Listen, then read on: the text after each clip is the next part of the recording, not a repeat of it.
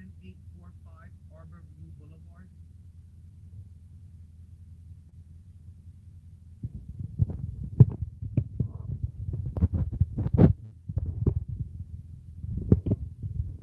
DoorDash.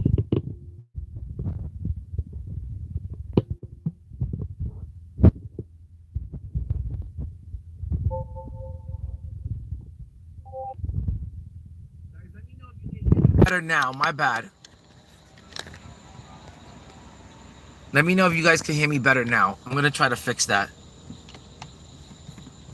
I didn't know the sound was messing up or anything.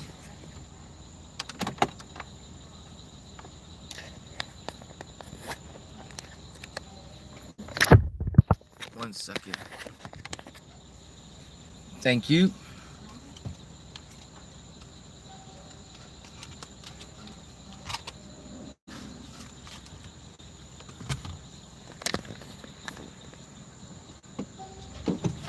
Alright. Thanks a lot, guys. I didn't know the sound was off. I'm gonna have to buy like an external mic for the cell phone and shit. I definitely gotta buy like some kind of mic. I just now discovered this whole like YouTube vertical stuff, so I'm still like kind of just trying to figure it out. I also have to download like OBS Studios and maybe get like an external mic for it. But I just found out about like this YouTube vertical stuff like a week ago, so I'm still trying to get used to it. And I'm also using a different phone today. I got my main phone on me. I got two phones on me.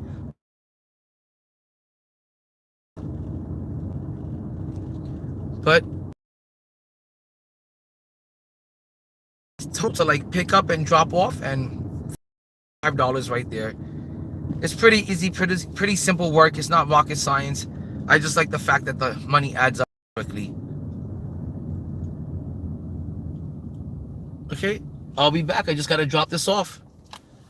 Really do appreciate you guys hanging out. If everyone could leave a like and sub up, I would appreciate it. But how are you doing, Corey?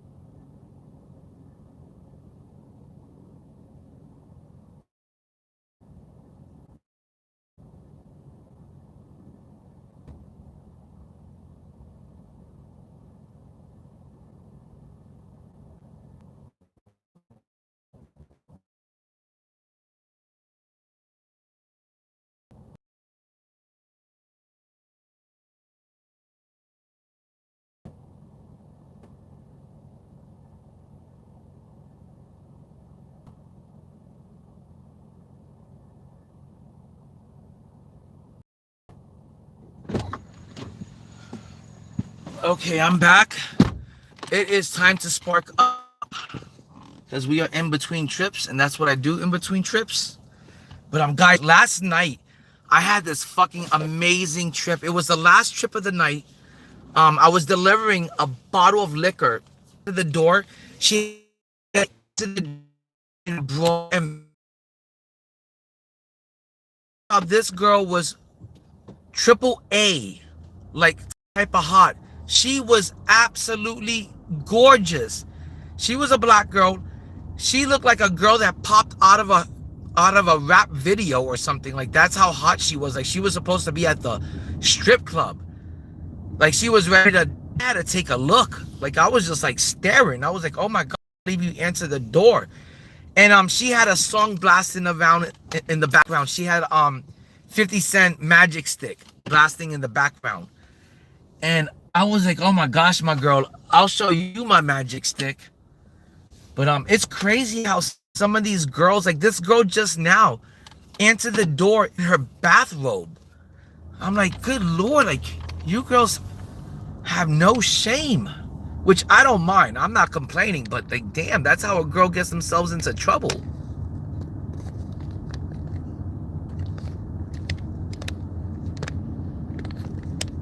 But yeah, I'm just driving home.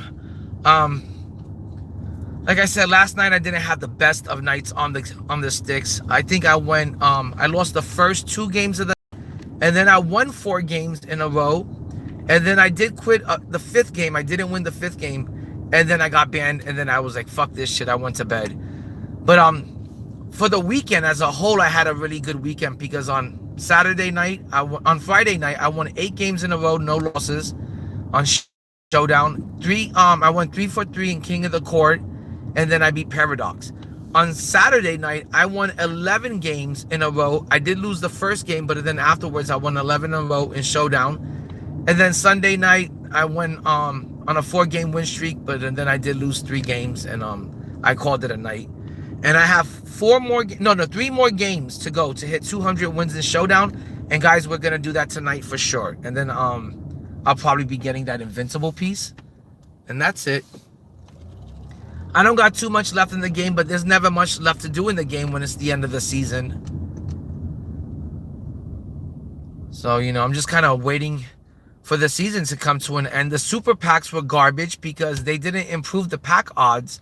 They actually made the pack odds worse. I don't know, like, how 2K can manage to go backwards, and get worse as a game. But, like, instead of improving the pack odds, they went backwards and made the pack odds worse.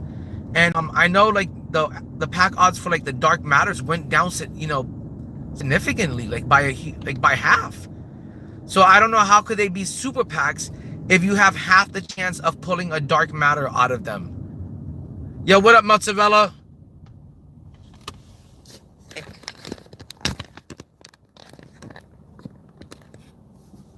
So I don't know if I'm gonna rip packs. I was kind of looking forward to the season ending super packs, but now not so much. I think I'm just gonna save up my money for season 7 so I can get the Hall of Fame pass and the level skips on day 1 and get that invincible. Also, they should be dropping the that invincible that came with the pre-order. Now, if you didn't pre-order the game and got that $150 package, I'm hoping that they're gonna just let us buy that card the way they let us buy that Galaxy Opal Julius Randle that was a part of the pre-order. I hope they're gonna let us buy the invincible pre-order card. I don't care if it's $100, I'll most likely buy it. And I'm gonna save my money for those 2 things. Plus, I want to see what the Friday promo is. Maybe if the Friday promo is something more exciting with better pack odds, I'll whip for that promo. Or maybe if they start a new event with a new Hall of Fame box. But I think next season, if they want to get people to rip packs and they want you to have interest in ripping packs, they're gonna have to make it a 100 topper. They can't next season start off the season with, hey, rip this 51 pack box for $100 and we're gonna give you a Dark Matter topper that's worth 14,000 MT.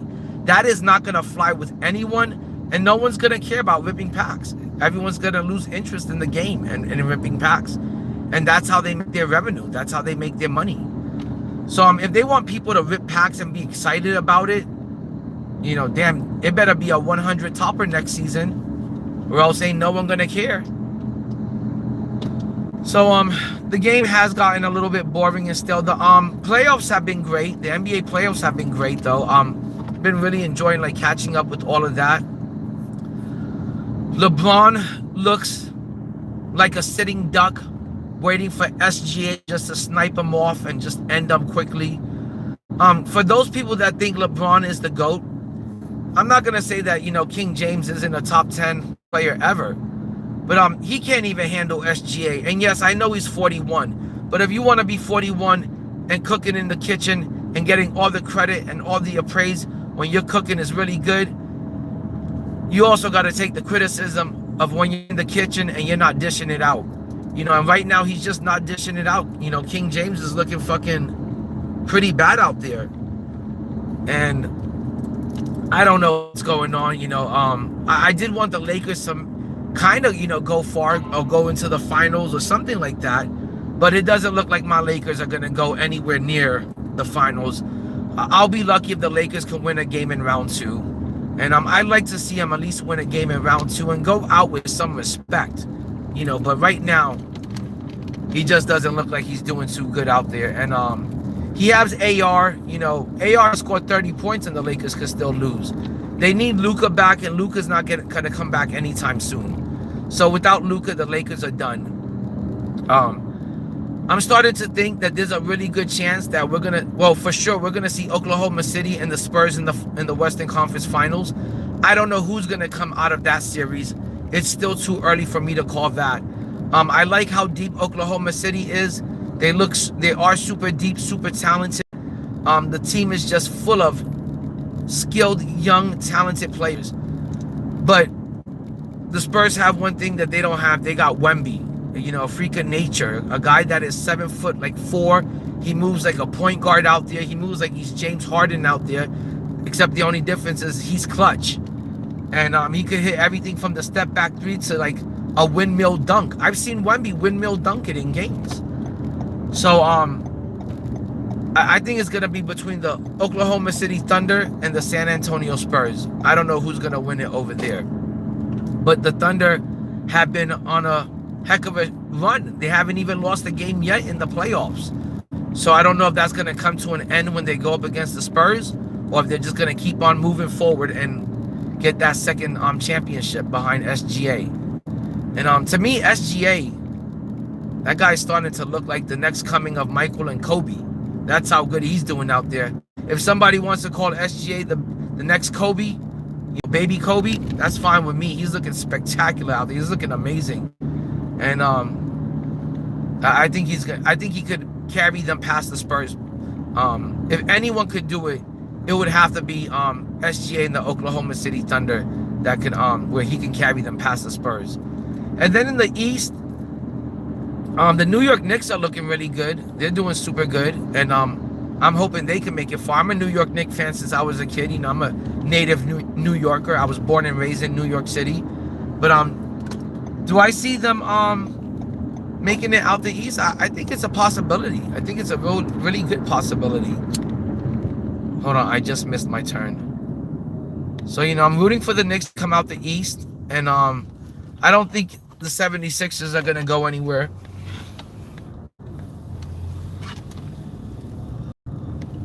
I think I heard Joel Embiid got injured again or something. I don't know. I don't think he's gonna go anywhere and shit. The Cavaliers are not gonna go anywhere. Anytime you got a team where you're relying on James Harden, when you're relying on hard times Harden, your team is not gonna go too far. I feel like, especially in the playoffs, the only thing the only thing guaranteed about James Harden in the playoffs is that he's gonna choke. That's the only thing that's guaranteed about James Harden in the playoffs, is that he's gonna choke. So I don't have any faith in the Cavaliers, and I feel really bad because I love Donovan Mitchell. I think Donovan Mitchell is a heck of a player, but I don't think the Cavaliers are gonna make it anywhere. And Cade Cunningham, I'm really starting to like Cade Cunningham this year. He's really surprising the shit out of me, and I'm really starting to like that player a lot. He's really grown on me. He's not. I know in the beginning people said that Cade Cunningham was like the second coming of Penny Hardaway. He is not Penny Hardaway. Is he a poor man's Penny Hardaway? Yes. Is he very good? Yes. Do I like watching him? Is exciting? I like watching him. I wouldn't call Cade Cunningham the most exciting player, but he's a very good player. But I think the Pistons are doing really good, and I think the Cavaliers next year had to completely restructure their team. And talking about restructuring the team, Stephen A. Smith put out a story today that LeBron is going to the New York Knicks next year. I don't know how true the story is, but Stephen A. Smith did report that story, and it's crazy that for him to bring that up in the middle of a playoff series. And I think each year, every time King James is losing in a playoff series, another story always pops up for you to get distracted by the fact that he's losing. Like, oh, where can he end up next year? But that's what Stephen A. reported. I'll be back, guys.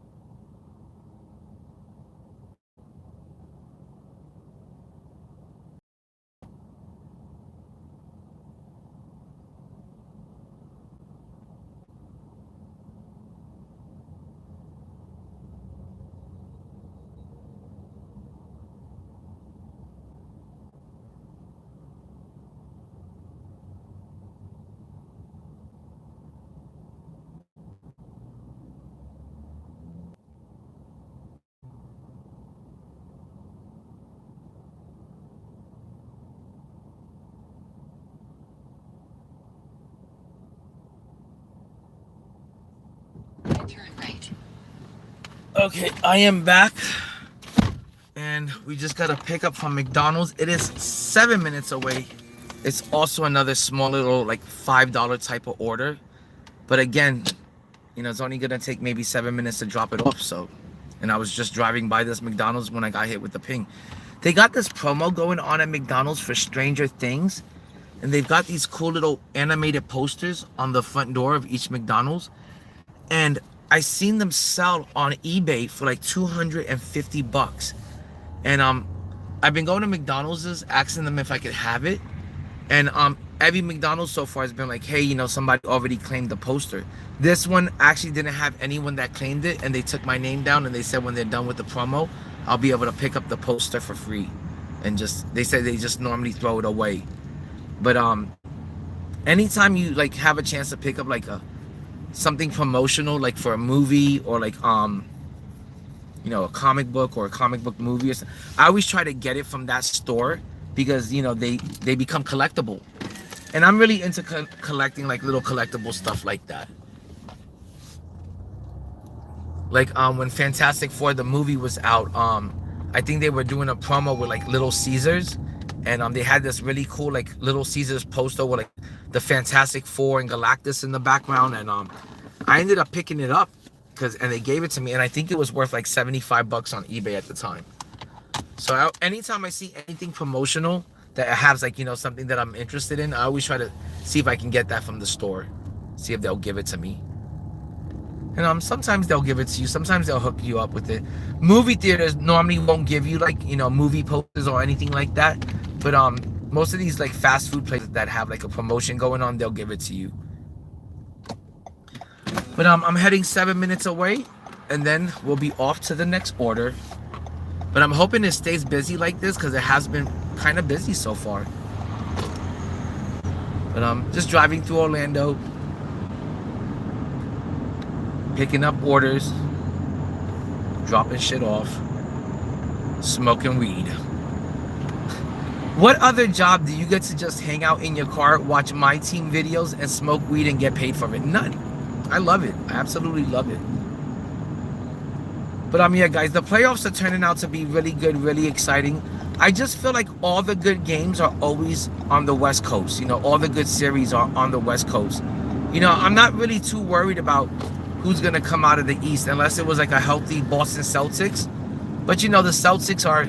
Jason Tatum just got back this year. I wouldn't say he's 100% healthy.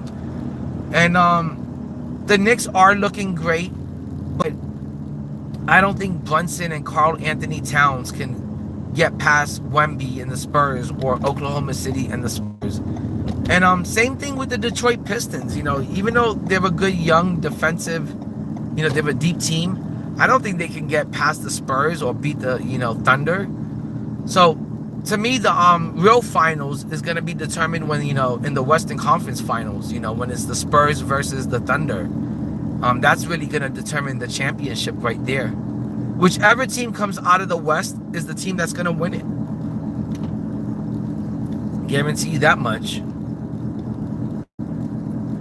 But I'm just driving around. I'm going to probably be working for like the next 3 hours, and then I'm going to be on the game all night like always. And I just want to get home by like midnight so I can start gaming early. And then I got some really good food waiting for me tonight. My mom and my girl make gyros. If you guys don't know what a gyro is, it's like a pita bread with like lamb meat inside of it. I don't know if you guys eat lamb, but in my house we eat lamb, and it's really good, really expensive, tender meat.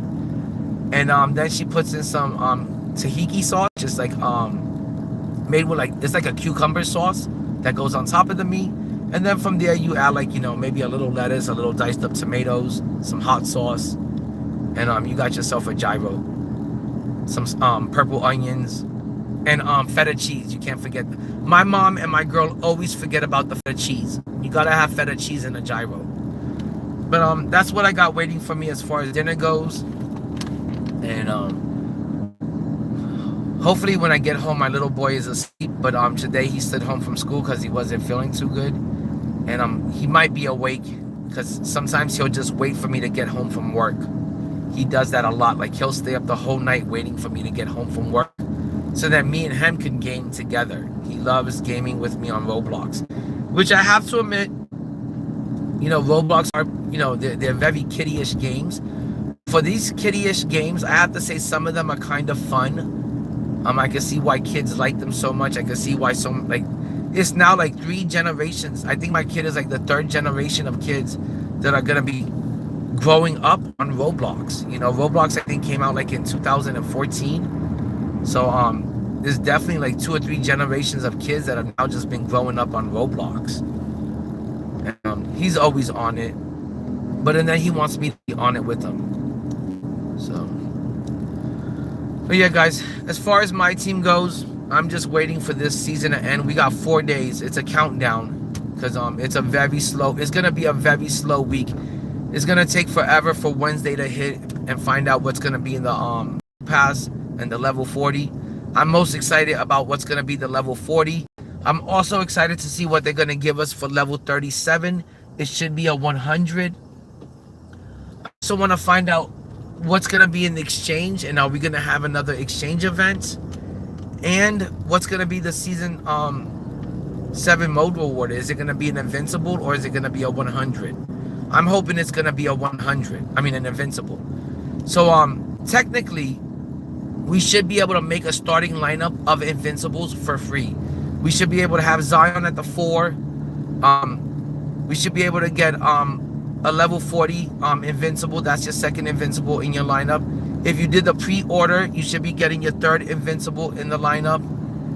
And if they put one in the exchange, that should be a 4th invincible. If they put one as your season 7 mode reward, and you should only have to buy 1 invincible player then. So I'm hoping that it's the start of a good season, and they're gonna give us some free content. No money spent content that you can just grind the game for. And be able to assemble a decent team without having to fucking break the bank. Okay, I'm gonna go over here and bust the Yui because I missed my turn. I've been doing that a lot today, and my day's just a little off. I drank last night like a Mike's Hard Lemonade, and let me tell you, as you get older, like when you drink, when you're young, you can drink as much as you want, and the next day you're perfectly fine. But as you get older, my gosh, you drink like a little too much, and the next day you're feeling sluggish, you're feeling slightly hungover, and you're just feeling a bit off. And my stomach was feeling queasy, and I was like, what's going on? And then I remembered, I drank that crappy ass Mike's Hard Lemonade last night, which it did taste good last night, and it did give me a slightly decent buzz. By the end of the night, I felt like I had a huge headache, and so I can't say I'll ever waste my money again on anything like beer or like one of those like Mike's lemonade type of drinks. Whenever I do normally drink, I drink something, I'm not saying classy and expensive, but like something that's good and like, I want to say like clean liquor, like that's not gonna make you feel hungover. I usually drink Crown Royal, or I drink Jack Daniel's honey whiskey, and both of those never give me any sort of hangover or like nasty feeling the next day. But there is this drink that I want to try next. It's called Willie's, and it's by that country singer Willie Nelson, and it's an alcoholic drink that's infused with marijuana THC. And they say that there's guaranteed no hangovers, and it is like the best perfect buzz ever, they say. And like it's real relaxing and really good, and I'm like, I want to check it out. So I'm going to see if I can ever find it. It's called Willie's, but I'm thinking it's going to be something I'm going to have to specially order. But it's infused with marijuana THC. Sounds pretty interesting. And it says I'm a big fan of weed. I wouldn't mind trying it.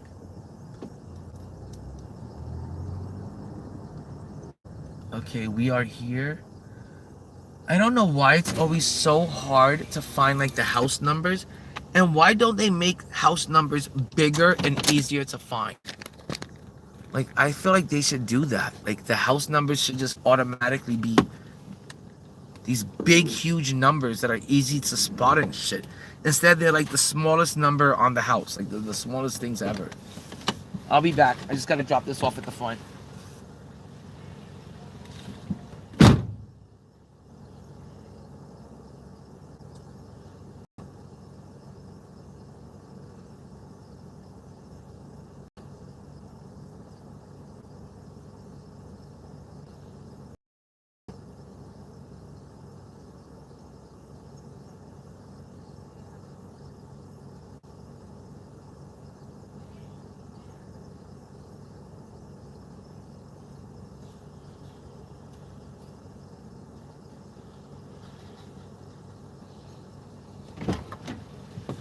Oh my god, I already got another order. As soon as I dropped off that order, it looks like we're gonna go be picking up some pizza. And it is a $7 order.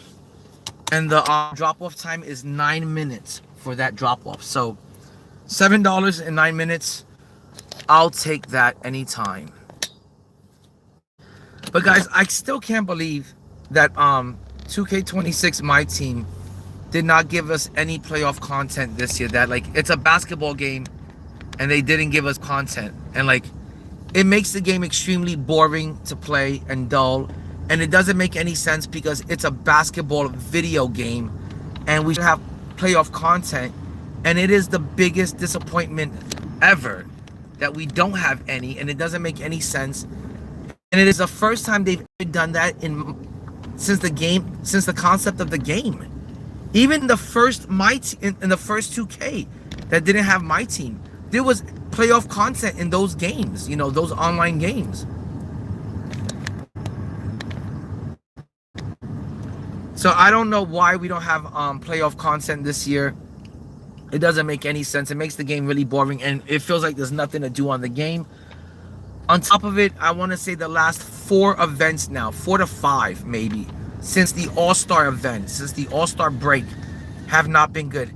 The last event that was good had Zach LaVine in it, and then afterwards the fresh event that had Omeka Okafor was good.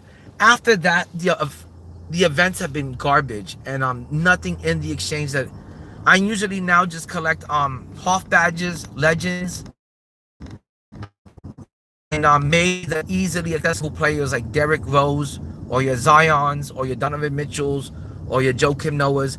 But any of the players that require like a lot of event pieces to get, I don't even waste my time grinding out those, you know, challenges, you know, for the pieces, or like grinding out for those pieces. And I'm not going to stress myself out trying to get those cards that aren't attainable. They're just not, they are asking for such a ridiculous like price, such a ridiculous amount of event pieces that you either have to spend money to get, or you have to spend and dedicate a lot of time. Like you have to dedicate your life to the game like it's a full-time job to earn that many event pieces for free to get the cards you want from the exchange. And it's practically impossible. You're gonna have to invest like time plus money to get the really high-end cards from the exchange, like your Dikembe Mutombos, your David Robinson. You're not getting that without putting a lot of money into the game, a ton, plus grinding out the events. And this year I didn't want to do it. I was like, I'm not spending that kind of money because you guys want to gatekeep the best players in the game. You know, I'm not going to spend that kind of money because you guys want to charge $1,500 for a Dikembe Mutombo. You know, that's outrageous. It's ridiculous. So I feel like this year the game has really gotten so money hungry and greedy, and it's such a money scam that I'm hoping like that it's not like this next year, because the game won't make it. Just today alone, there were 2 YouTube videos, one by Brulism and I think one by All City, talking about that My Team and My Career might be a completely dead mode. Like the game is already dead, according to some people. You know, so I don't know if it's a mode that I want to even continue like playing. That, like, I'm not saying I'm not gonna play because I love playing basketball. I don't want to continue spending money on it if the mode is so dead. There's no the reason why I spent money on it is because I was trying to build up my channel and put out content. But if the game is gonna be this dead, where there's no excitement and no hype in the community about the game and the video, nah, I can't spend like, you know, thousands of dollars on this dead ass game. And I would spend money on it because I'm having fun, but I can't spend money and continue giving a company money and they don't give me nothing in return. When you spend this much money on a video game and they don't give you nothing in return, believe me, that shit will bother you. It will eat away at you, and you'll think about that shit every day. Like, you'll be like, what kind of life decisions am I making? I'm spending 30 bucks a day on this game, or 100 bucks a week on this game, and I can't get shit. And whenever a new season starts in my team, it's guaranteed you're gonna spend 100 bucks. You gotta get the Hall of Fame pass, $20. You got to get the level skips, $60. That's $80 right there. That's basically $100. Then you're gonna want to rip a box or a pack, you know, a 51 pack for the new promo that's dropping. There's 200 bucks right there in the beginning of every season. In the beginning of every season, I always got to put away 200 bucks for the start of the new season. It's ridiculous. By the end of the year, just on that alone, you're spending 2,000 bucks on the game. And spending 2,000 on a game is bananas. It's crazy. It's crazy work. That's like me paying off my HOA fees. My HOA fees for the year is, you know, $2,400. This game is costing as much as HOA fees and property tax. I should not have to spend the cost of property tax to play this game. It's ridiculous. Gets on my nerves when I think about that shit. But I love playing basketball, and there's no other basketball game in town. I wish somebody else, EA Sports, someone would make a second basketball game. I would jump ship so damn quick, it's not even funny. Even if the game was garbage, I would jump ship just for the different experience. You know, just for a different experience, separate from my team, separate from 2K. But yeah, lately I just haven't had anything to do on the game except for play showdowns, and that's why I've been over there killing it on showdown. And just this weekend, I won like 27 showdown games. Just this weekend alone. That's how there's nothing to do with the other modes. And then I won 3 games in King of the Court. Yeah, I'm getting way better at King of the Court nowadays. I'm getting pretty decent at that. Hopefully, next week I want to try to push myself to get into tier 1. I don't care what I gotta do. I gotta figure out how to get into tier 1 of King of the Court. That's my my next goal. I can't stand when people say that getting into tier 1 of Showdown is difficult, that it's sweaty, and that you meet tryhards in every fucking tier. No, Showdown doesn't get difficult until like tier fucking 4 or some shit. And up until tier 5 is pretty damn easy. And even when you're in tier 1, you still get matched up with a bunch of scrubs. Like I said, the last 2 days I won like 30 games practically. So I want to get into tier 1 of King of the Court, and I want to match up against the real competition in this game. I want to see who's going to be competitive in tier 1 of King of the Court. I want to see the people on that leaderboard, on that top 10. That's who I want to see how I stack up against them. So that's my goal, is to try to get into tier 1 next season. I mean next season. Okay guys, I'm gonna go over here, pick up some food, and I'll be back. Should only take like a minute or 2. But thanks for hanging out. I appreciate it.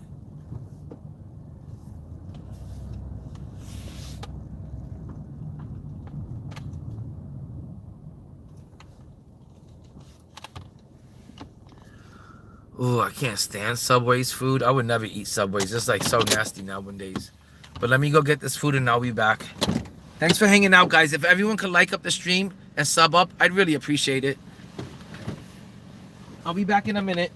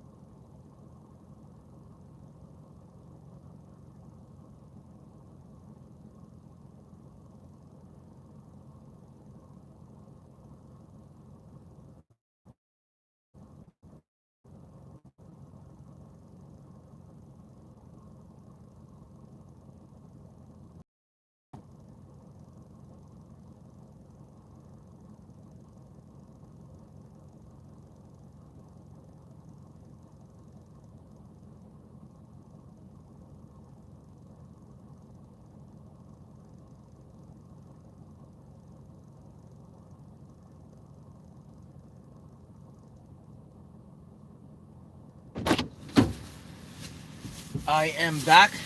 Guys, it does not look like the Pistons are going to win this game. I just caught some highlights.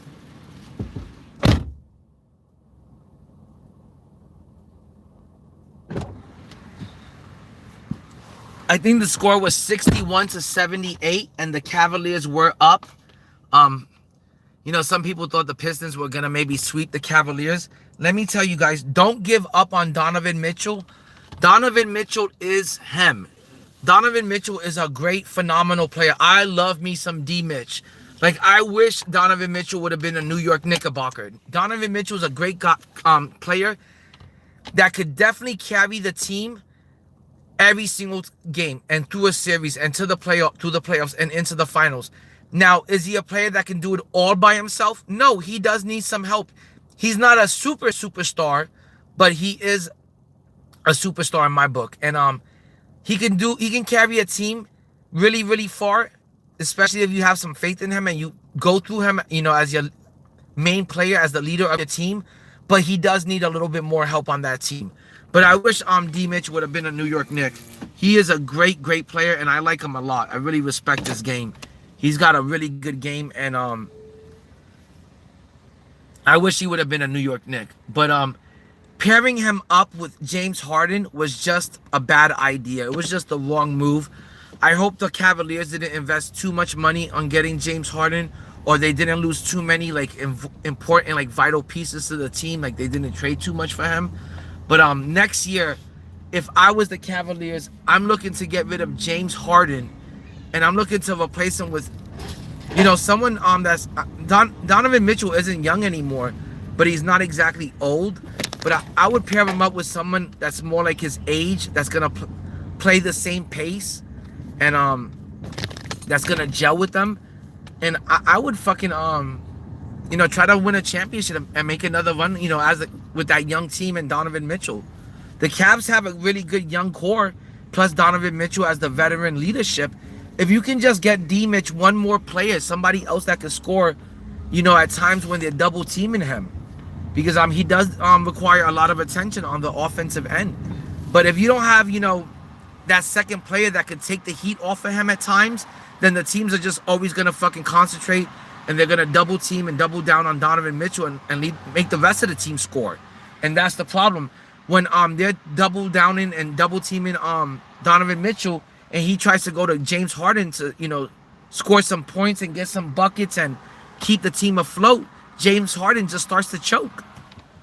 So that's the problem, is that the Cavaliers don't have that second person that they could rely on, either when D-Mitch isn't hitting the shots or when D-Mitch is being double teamed and they're getting the ball out of his hands. But if you play through Donovan Mitchell, if you let him lead the way and you build a good team around him, he could take you to a championship. But he needs at least, another person, another helper, another person that can help him score.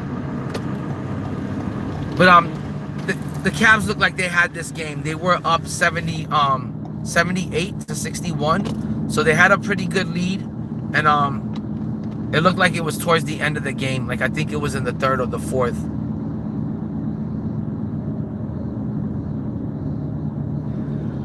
I know, and he needs to have more moments like that. That's the problem, is he needs to have James Harden in the playoffs. You can count the good moments that he's had in the playoffs on one hand. Like, besides that game, the only other time that I could think of James Harden having like a good game or a good series is when he was a part of the Houston Rockets and teamed up with CP3. That's how far and few his good performances are in the playoffs when they matter. He never has big moments when they matter. Yes, yesterday was a good moment when that mattered, but but I still think that James Harden is not somebody that you keep on your team if you're trying to, win a championship. If he is on your team, he should be like a third to fourth scoring option at this stage of his career. He's just not him. People used to want to overhype James Harden and say he was as good as Kobe. Oh my God. That's a joke. Now when you look back on those statements, you look foolish if you made that statement, 2 or 3 years ago. You look stupid for saying that he was as good as a Kobe, or that he was the third best shooting guard of all time. You look real stupid now looking back on those kind of comments. And I remember people making those kind of comments that James Harden was the third best shooting guard of all time. Like that's a joke.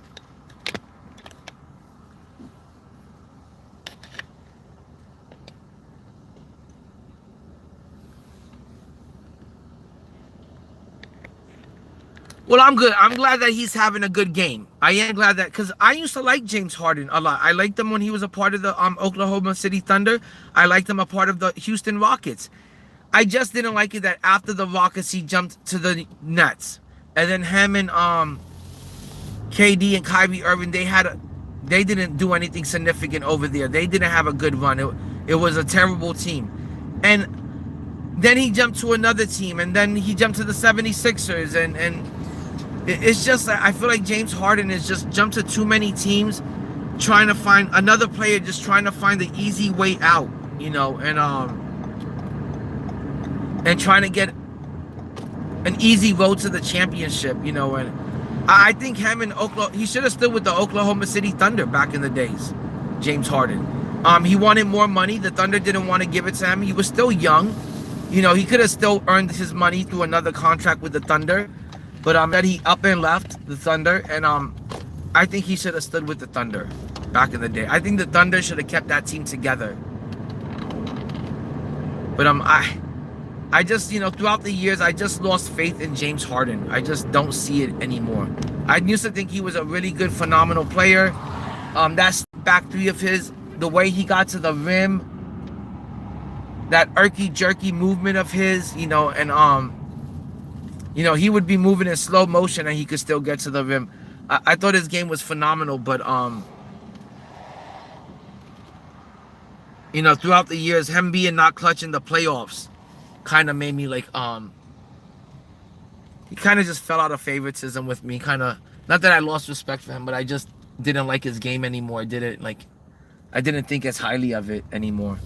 Okay, I cannot get into this entrance. So I'm going to have to figure out where the main entrance is for this subdivision, this apartment complex. That kind of sucks. They didn't leave any directions on how to get into this complex. So I'm going to see if I drive further down the road if there's a second entrance, like an entrance for like visitors. Wait. I just got lucky. Somebody's pulling into the complex. I'm just going to have to tailgate it behind them. Hopefully my car does not get crushed. But yeah, that's my only beef with James Harden. I really did like him early in his career with Oklahoma City. I liked him as a Houston Rockets. I think some of his dribble moves and the way he got to the rim, and even though he lacked a lot of athleticism, he was still able to get to the rim. He was still able to like be an elite player through his step back and through his moves and his jump shot. I really thought he was something special for a while. I really did think he could be like either your main person that could lead a squad to an NBA championship, or at the very least like a second leading scorer on an NBA championship team. But he didn't turn out to be either one. He just turned out to be a choke artist. And little by little throughout the years, I just lost faith in Hard Time Harden. By the way, I made up that nickname for him, Hard Time Harden. I came up with that one. But he is a great, phenomenal regular season player. During the regular season, he is exciting to watch to this day. He's entertaining and stuff like that.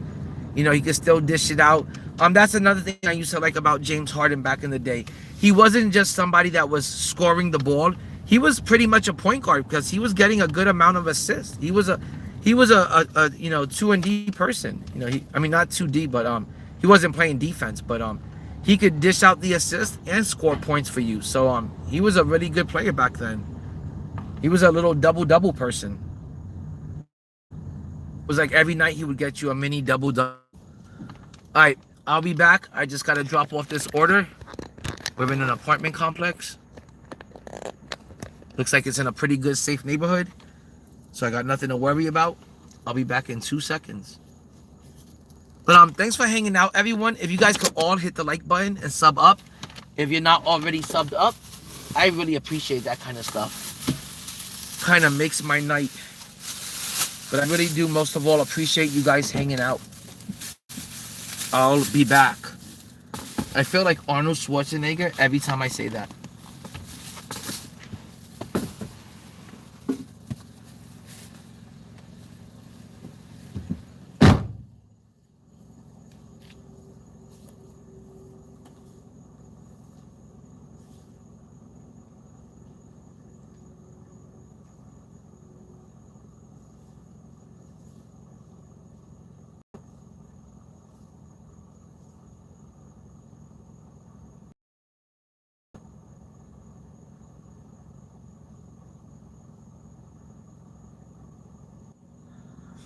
Sorry about that, guys. I must have taken the hotspot with me too far. I keep forgetting that happens.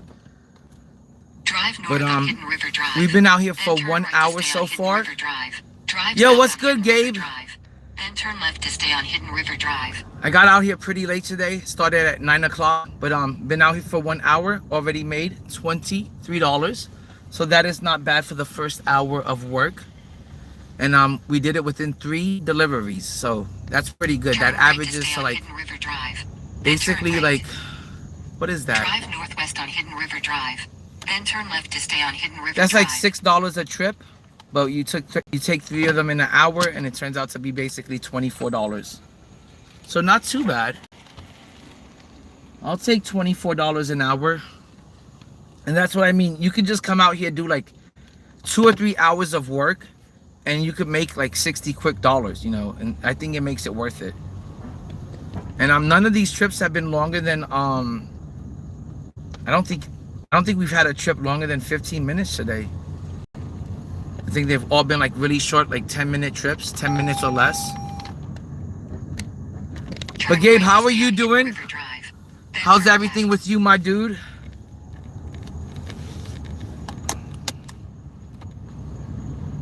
What you been up to today? How was work? How's life been treating you? I always say you want to check in with like the people that come through your chat, like, and that are hanging out with you. I always want to make sure that everyone is doing good and like everyone's having a good day. Turn left to stay on Hidden River Drive.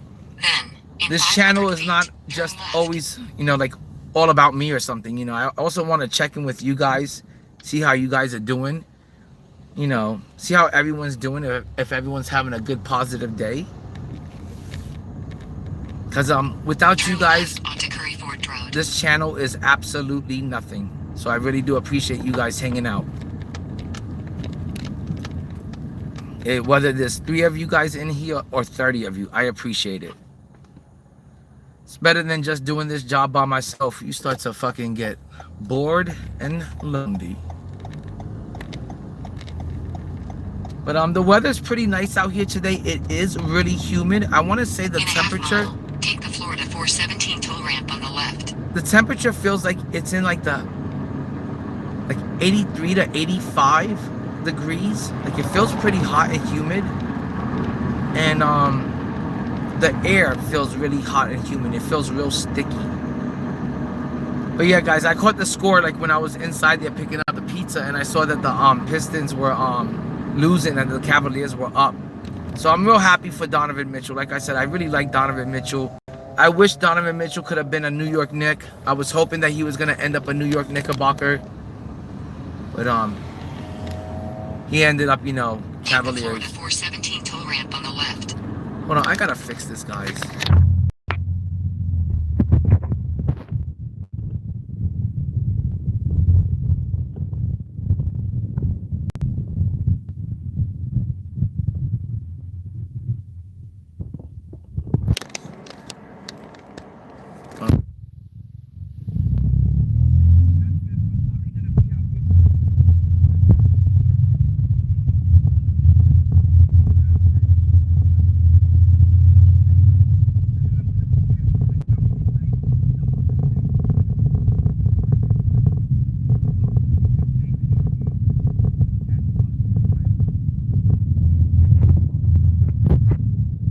That's all I'm doing. Nothing too exciting. That's why I appreciate you guys hanging out and keeping me company, because I'd be really bored off my ass right about now.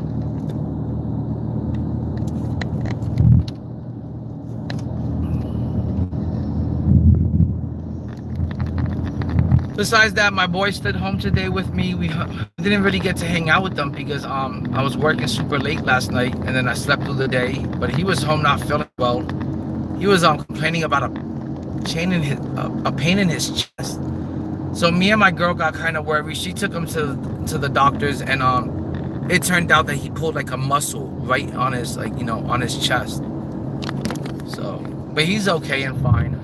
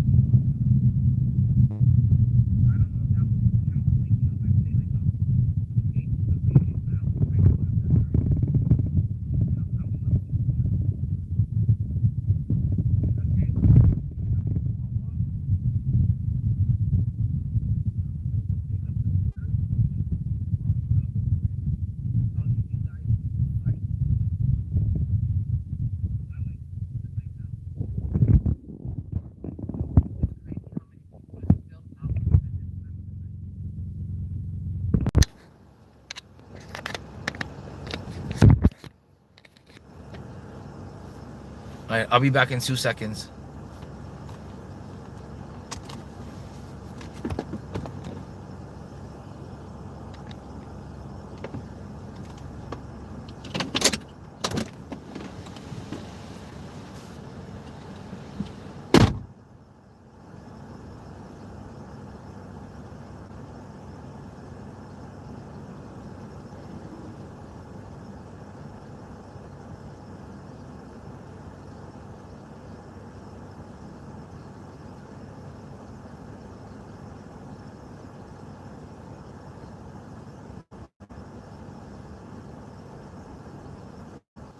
I keep forgetting that the stream goes out when I take the phone with me because it's connected through the hotspot. I gotta remember that. But yeah, I would radio the game. I just don't know like if it would like get me hit with a copyright.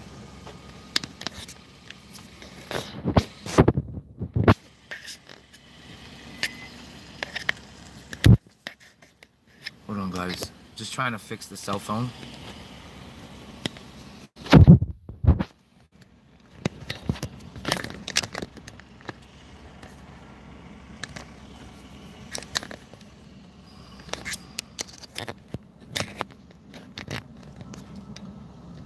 Okay, let's see if that holds a little bit better. I gotta get like a better stand for my phone. But yeah, I don't know if Radio the Game would get me like a copy. I wonder if I was to watch somebody on YouTube that was commentating on the game, would that get me in trouble? I just don't know. Let me ask Google. If I am live streaming on YouTube and I radio broadcast a game through the live stream, does that get you a copyright? Yep. Yes, live streaming a radio broadcasted of the game to YouTube will likely cause a copyright and claim strike. You can't do it. That sucks. So glad I asked Google Assistance. That's that Google AI for you helping out.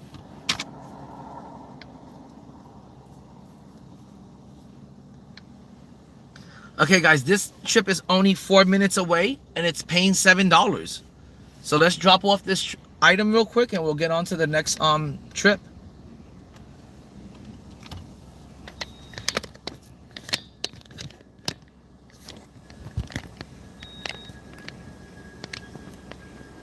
Look, there goes your Tesla charging stations.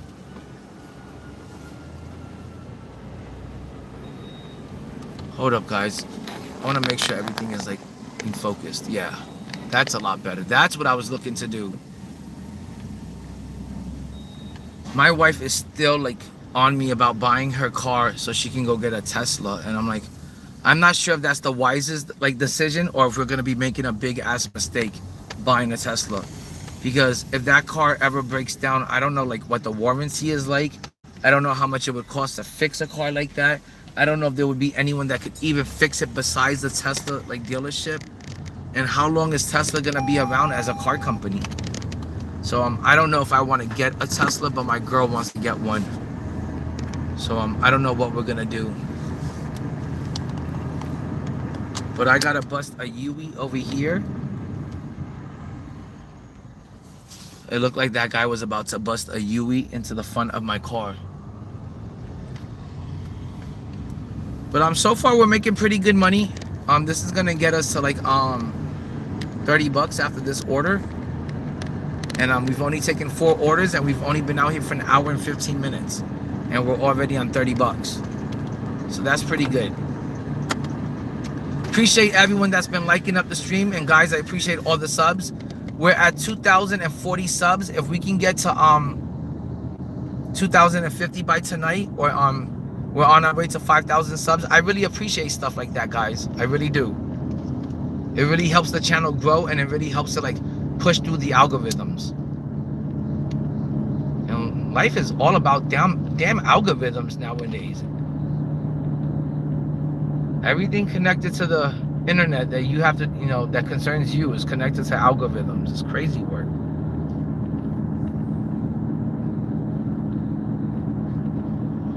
But don't mind me. I'm gonna spark up a little bit. This joined a few times.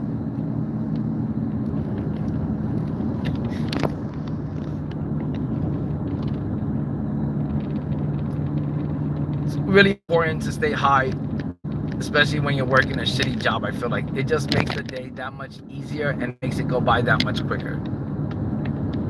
I feel like weed makes everything a little bit fun and a little bit enhanced. It definitely enhances the moments and the experience. So when I'm bored at work, I'm trying to like forget how bored I am. And if I wasn't streaming right now, I would be getting high watching YouTube videos. I'd be watching like Ty Debo or fucking DBG. DBG has not been pumping out content lately like he used to. Like, I don't know what's going on with DBG. Maybe he's busy with WNBA stuff, but I don't see how, like, but he has not been pumping out too much content, and I think Carlos, from Carlos's story, he's not pumping out that much content recently because he went through a surgery. I don't know what his surgery was for, but he had a surgery. So I hope he gets well soon, and hopefully he gets back, pumping out content like he usually does, because I really do miss his content. Then there's JC2K. He's not really pumping out content like the way he used to, and that's because his wife just had a baby. They just had a baby. So he's gonna be really, really busy. Don't be surprised if he, at one point, even might have to stop pumping out content, because a baby, especially like the first 3 years of its life, it's the most important part of its life. Those are the years that you like develop your bond and relationship with that child that you're gonna have for the rest of your life with that kid. So it's really important that you like nurture that relationship and that bond. And you really can't spend like too much time away from the baby in like the first 3 years. You gotta watch the baby constantly, and you gotta make sure he or she is constantly okay. And because you don't watch a baby, some shit can happen. A baby can damn hurt itself really badly, not even knowing. And so you're constantly watching the baby like the first year, just trying to make sure it doesn't even hurt themselves. And it's really time consuming and really nerve-wracking and a lot of stress, and but definitely most important. So those 3 content creators just haven't been pumping out content like the way they used to. Even I wish that Mojo would get back to pumping out more content. I really do miss the content creators when they're not as consistent. And this year I also miss content creators like Ant Live. He hasn't been around in forever ever. Gaming Dad hasn't done shit. This Josh 2K completely disappeared. And I really do miss my team content creators from the past. It just seems like there's less and less of us, and there's fewer of us each year. It's a damn shame. It makes it feel like the mode is dead and boring, and it's just dying on us. But I'll be back, guys. I gotta drop this order off.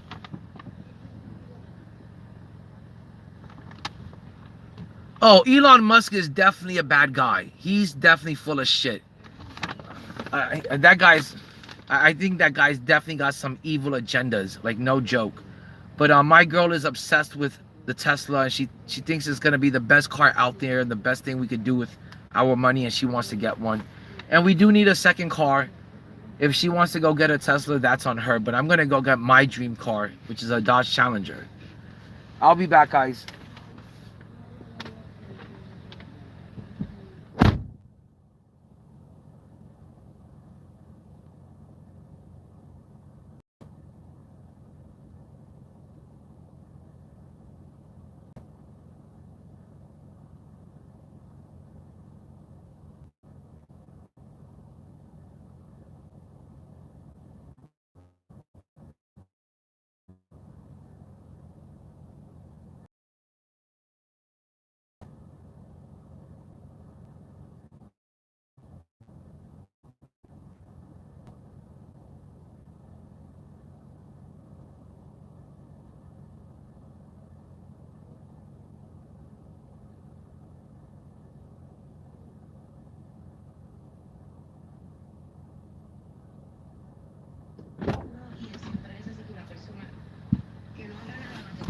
Yo, there be some honeys out here. It is, oh damn, another order already. It is crazy busy out here.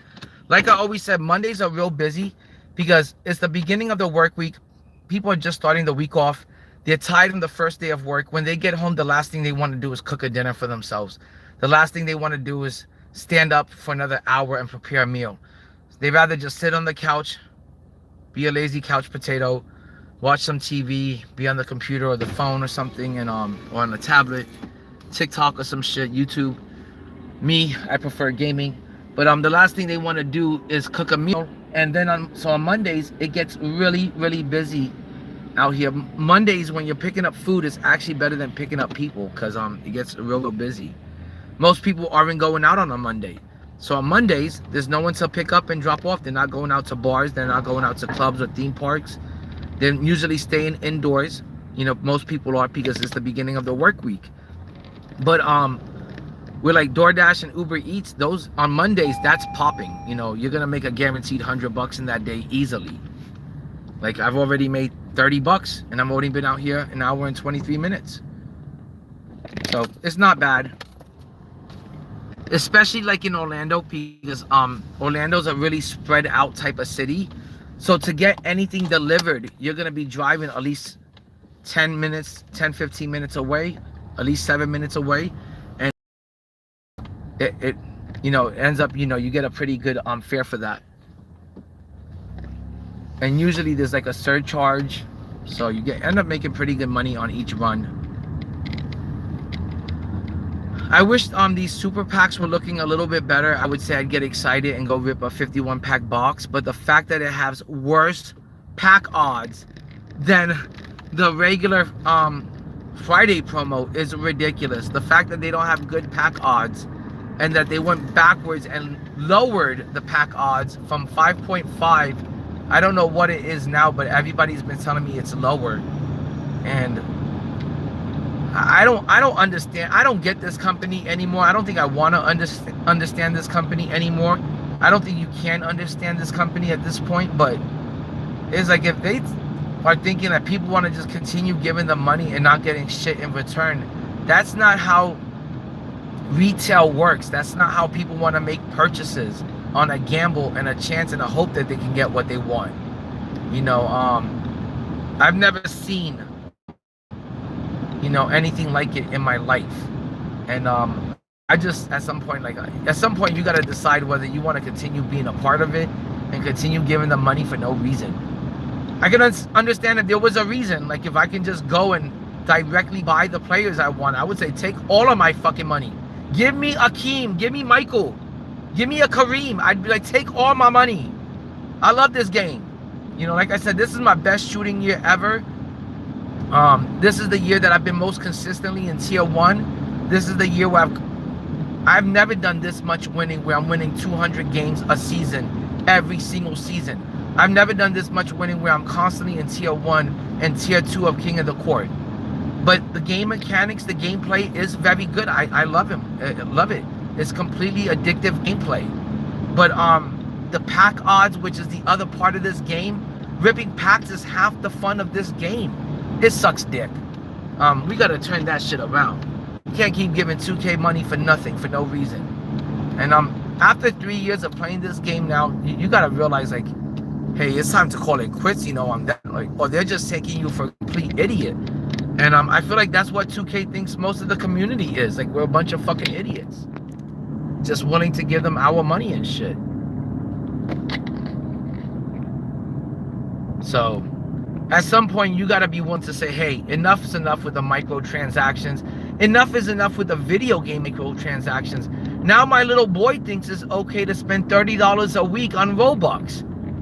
That is, and then if I tell him, no, Papa, that's not okay, he's gonna say, well, Dad, you spend $100 a week on VC. You know, and when he gives me an answer like that, I can't deny him. I'm like, here's $30, little smart ass. He is a smarty. So, and then my girl hates it. She's like, both of you guys are overspending on fucking video games at this point. So I gotta be a better example to my boy and not show him, like, hey, you know, it's acceptable to fucking spend this kind of money on fucking video games and video game currency.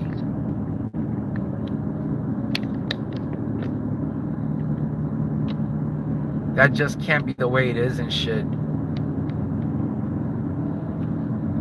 But it sucks when you have a game that you really love playing every day and it's your daily driver, it's your goal to play that game every night and end your night like that. You know, it sucks when, you know, that game is like costing you an arm and a leg and a couple of thousands, you know, a year to play or some shit. Cable isn't even that much, and you have hundreds of fucking channels to choose from. Netflix isn't that much.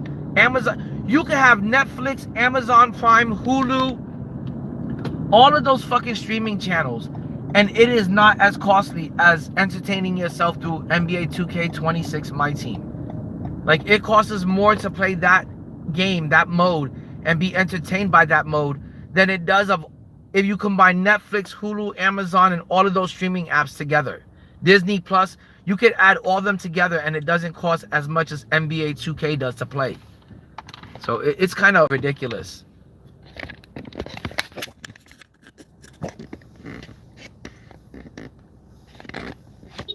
I thought the window was looking blurry for a second. Yo, motherfuckers can't give you like a second. They just gotta honk the horn as soon as you don't go. Give it a second. Take a chill pill. Or I'll make you chill the fuck out.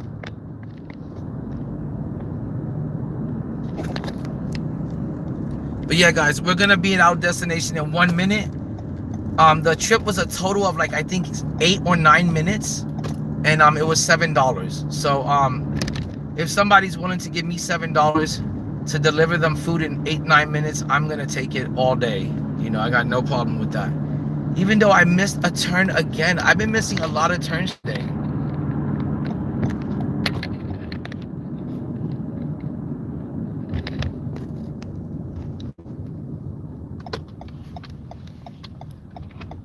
I don't know why I've been slacking so much today, missing a turn here, a turn there.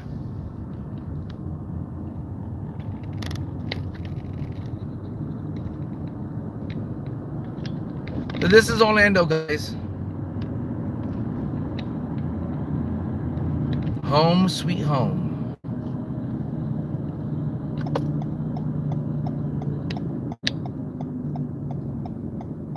Oh, actually, my bad. We're 1 minute away. Are we? From picking up food. We're going back to McDonald's. Do you see how much people order McDonald's? It is fucking sickening and gross. If a world leader of another country comes out and says, hey, there is human parts in that food, I don't know if he's joking. I don't know if he really means it. I don't know if he's lying. I don't know if it's propaganda, but I'm going to stay away from it. And Putin, the leader of Russia, was like, hey, there is human remains in McDonald's foods. I'm going to stay away from McDonald's until I can get some truth out of them. Or like a response. They don't even fucking reply back to that statement. The leader of a world country just accused you of having human remains in your food, and you guys don't even make a rebuttal or like even like make a reply back or go on Twitter and make a statement, nothing. That to me seems a little bit odd and suspicious. Wouldn't you say? Alright, I'll be back. But you're right, Corey. I should not be getting a Tesla. Well, I might have to take the phone with me because I don't want the stream to die out. Because every time I go into the restaurant, because this phone is connected to a hotspot. So I guess you guys are gonna go with me. Okay, into Mickey D's. But like I said, I would not eat McDonald's. And this is the Stranger Things poster that I want. I did ask them if I could have it. And if you give them like your name, they'll hold it for you. And when they're done with the promo, they'll let you have it. This poster is going for like $250 on eBay. It's not only a McDonald's collectible, but it's a Stranger Things collectible.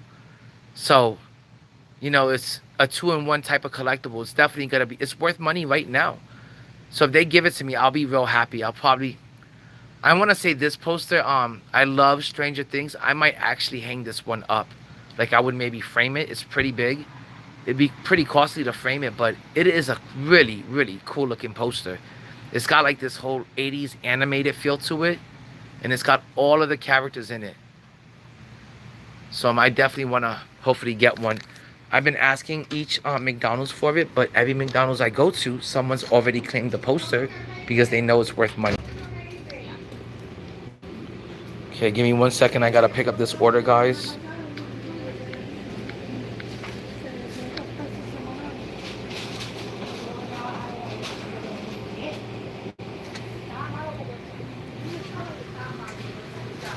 McDonald's menu is so expensive nowadays. Whatever happened to the value meal?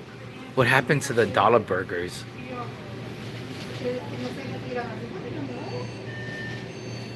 McDonald's always looks so dirty. The floor always looks so greasy and nasty. It's gross. Like it makes me not want to eat from here ever. And that's why I don't. I feel sorry when I pick up people, food for people like this. It's just the worst.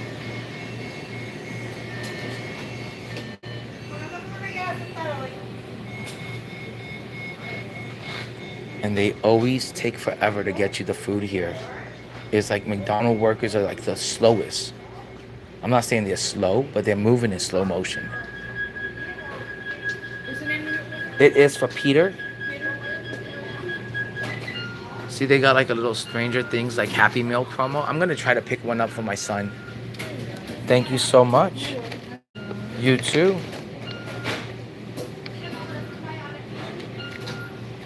See, the order was just sitting there waiting for me. Took forever to get it to me though. Okay, that worked out pretty good, pretty great, and I didn't lose the hotspot. So if I go too far without the second phone, it cuts out and pauses, which I hate when that happens to the stream.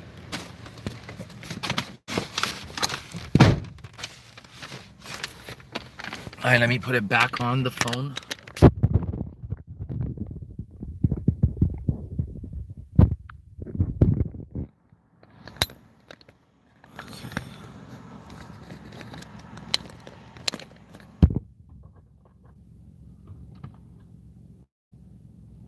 Hold on, guys. I gotta do something real quick.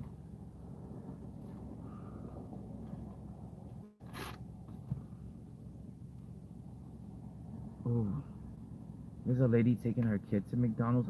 I don't even give my kid McDonald's anymore after, like, you know, it makes you wonder, where does all the beef come from? And I'm like, where are all those chicken nuggets coming from? And why do chicken nuggets look so deformed?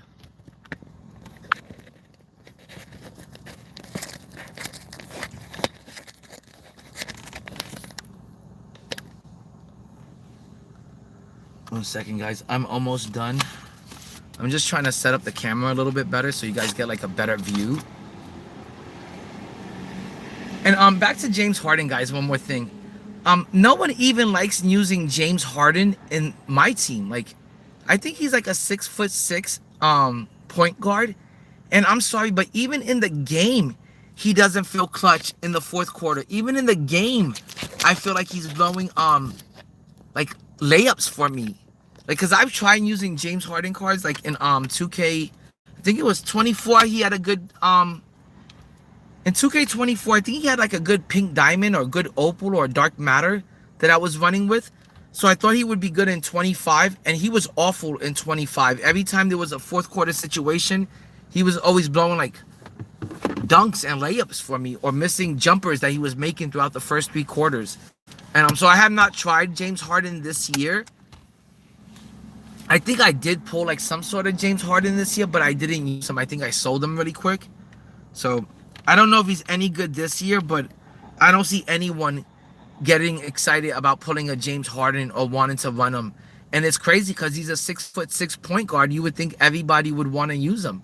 But even in the game, he feels just off. Like, especially defensively in the game, he feels like garbage in the game defensively.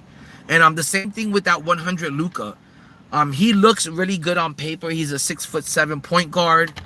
And he's got like pretty good sigs and animations. And he's got his Galaxy Opal card did not have a good release. Neither did his Dark Matter card. So I don't know if the 100 has a better release. You know, if it's any quicker or any smoother and easier to time. But his Dark Matter and his Opal had a terrible release.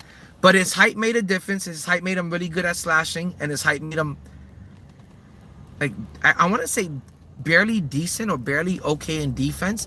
But at his height of 6'7", his height should matter a lot more on defense, and it doesn't, because that card cannot guard a cone. That card is garbage on defense.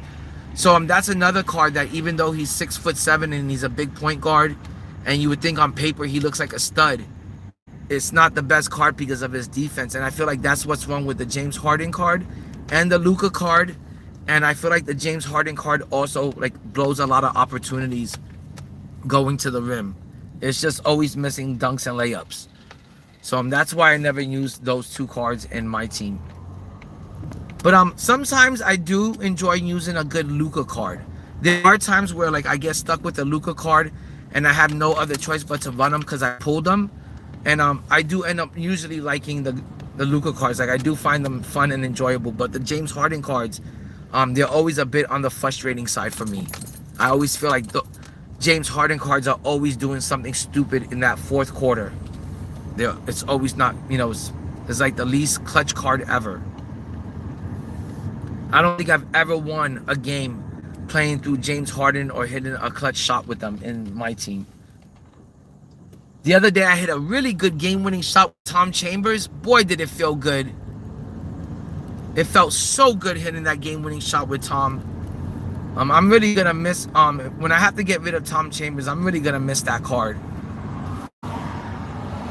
I still miss C Webb and Wilt Chamberlain. I wish I had them back on the team, but I had to sell them, and I'm glad I sold them when I did, or I would have missed out and lost a lot of MT. So I'm glad I sold those cards when I did, because I was still able to win without them. I still got 200 wins without them. I used to play like a lot of basketball when I was young, like younger and stuff. I used to be starting point guard on my basketball team. And then when I moved from New York to Orlando, I tried out for my Orlando high school basketball team. The coach wanted to take me off the bench, and I didn't like agree with them. Like I was like, look, like I'm better than like, I'm not saying that I was better than the center that was on our team or the power forward or even the small forward. They were a lot taller than me. But I felt like I was better than the point guard and the shooting guard that was on our team. And I had beaten them plenty of times one-on-one at the basketball court. Like tons of times.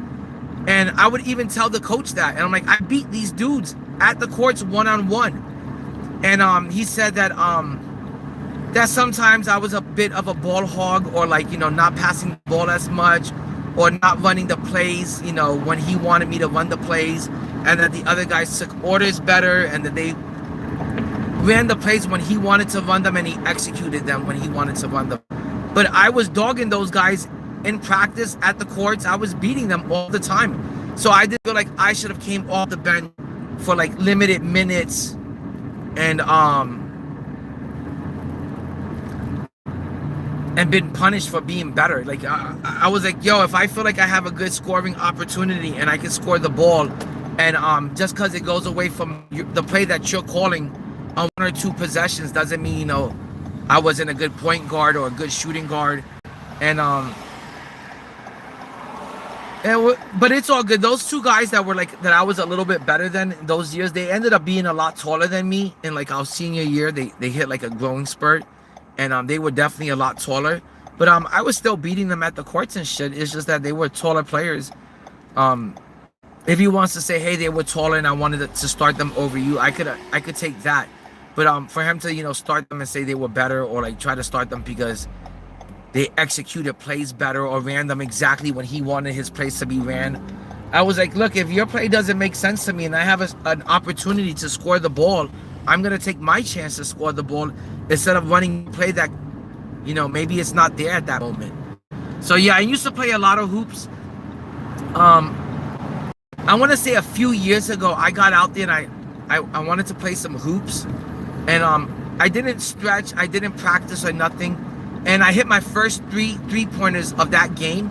But afterwards I was like so tired, like I was so out of breath that I was like, oh my god, I'm so out of shape, that even though I look like I'm in shape and I'm not overweight or anything, I'm a pretty fit guy, I'm pretty skinny and stuff, I was just so out of breath that I was like, thought I was gonna die and like collapse and like have a heart attack or some shit.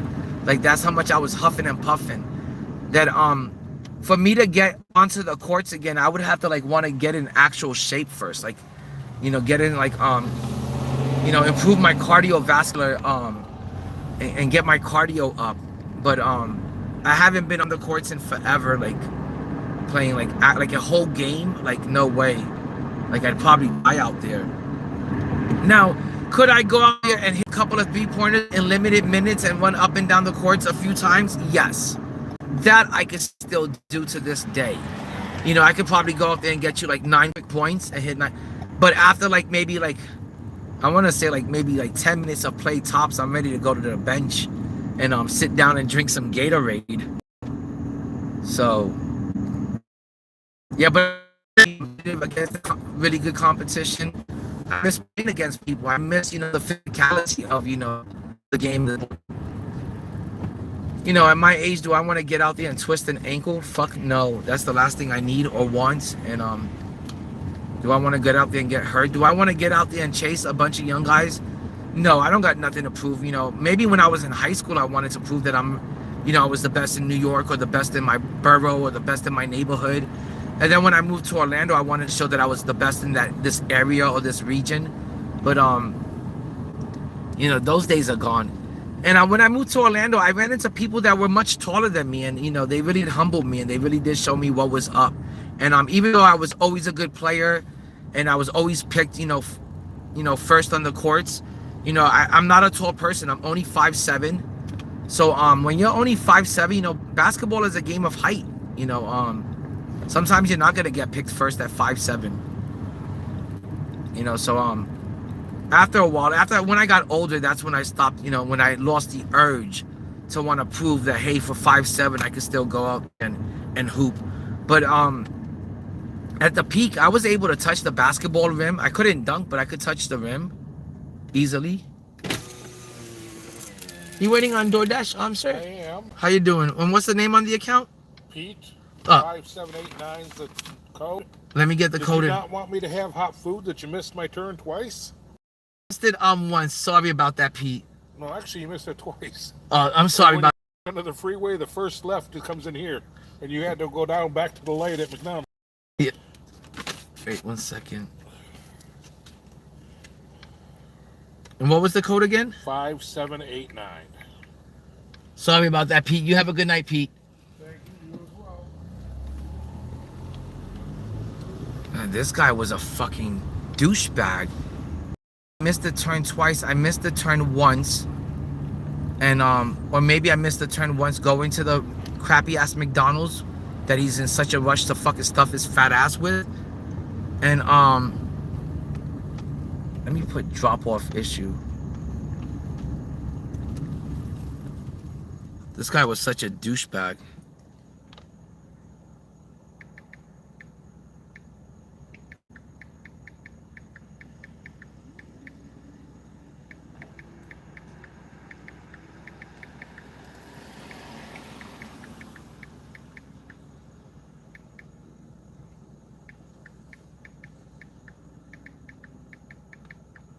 If I wasn't streaming right now, I would have told that guy off so badly. Like, I would have been like, go and suck and fuck a dick.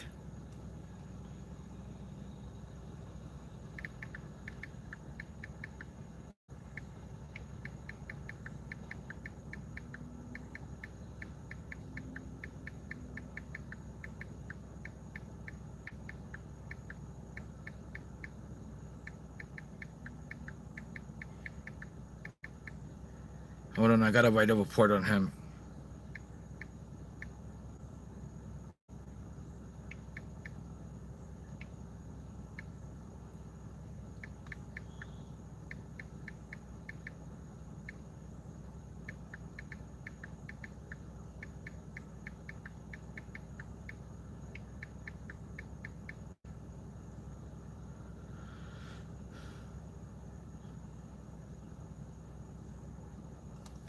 I just wrote a report on him, and let's see if I'm late, because he was saying that I was late, but I don't think I was late, so let's just double check on that.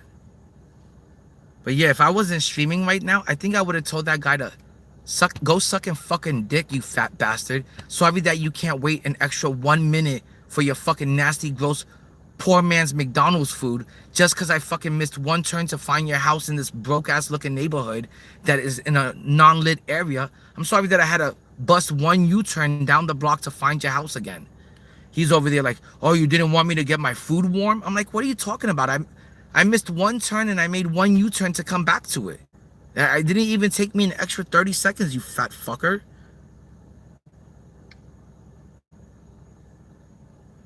Psst. It says it was late by fucking 2 minutes.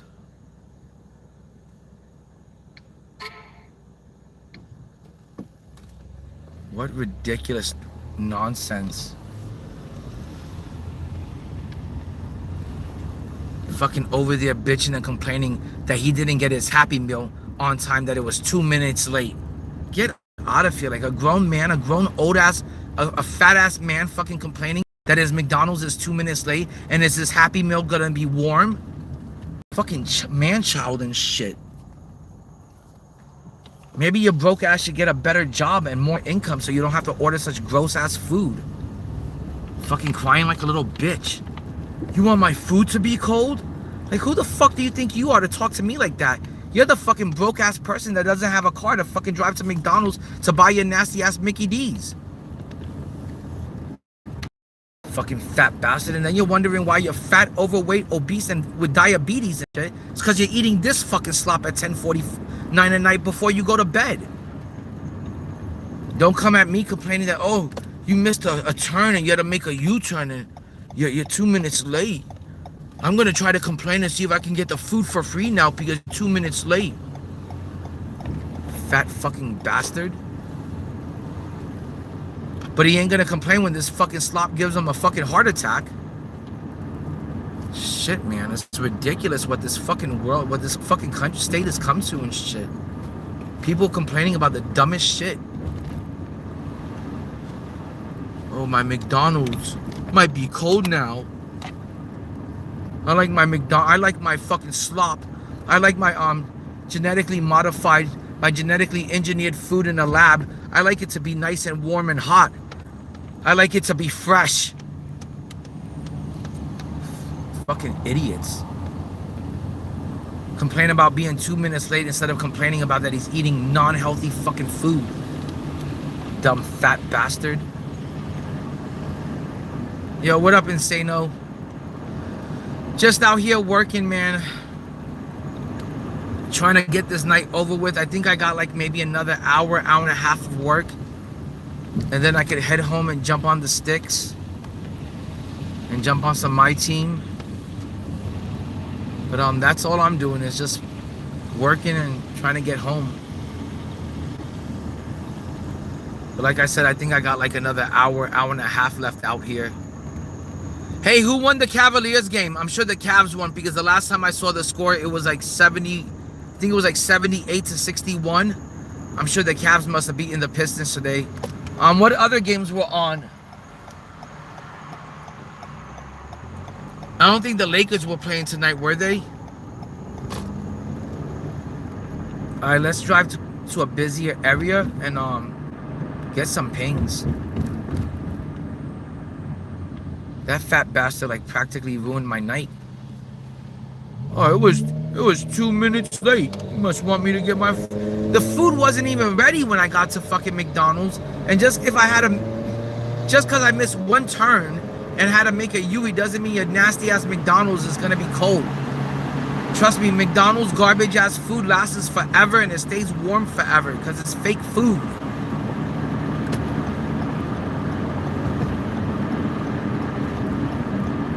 Worried about the food getting there fucking cold and not flaming fucking hot, not fucking nuked. He's like, oh, I want my food to be fresh from McDonald's. Like, instead of getting mad at me, you know, for being 2 minutes late, worry about what you're putting in your body, what you're putting in your system. Why don't you go do a little fasting instead of stuffing your fat ass? I don't even know how people fucking eat.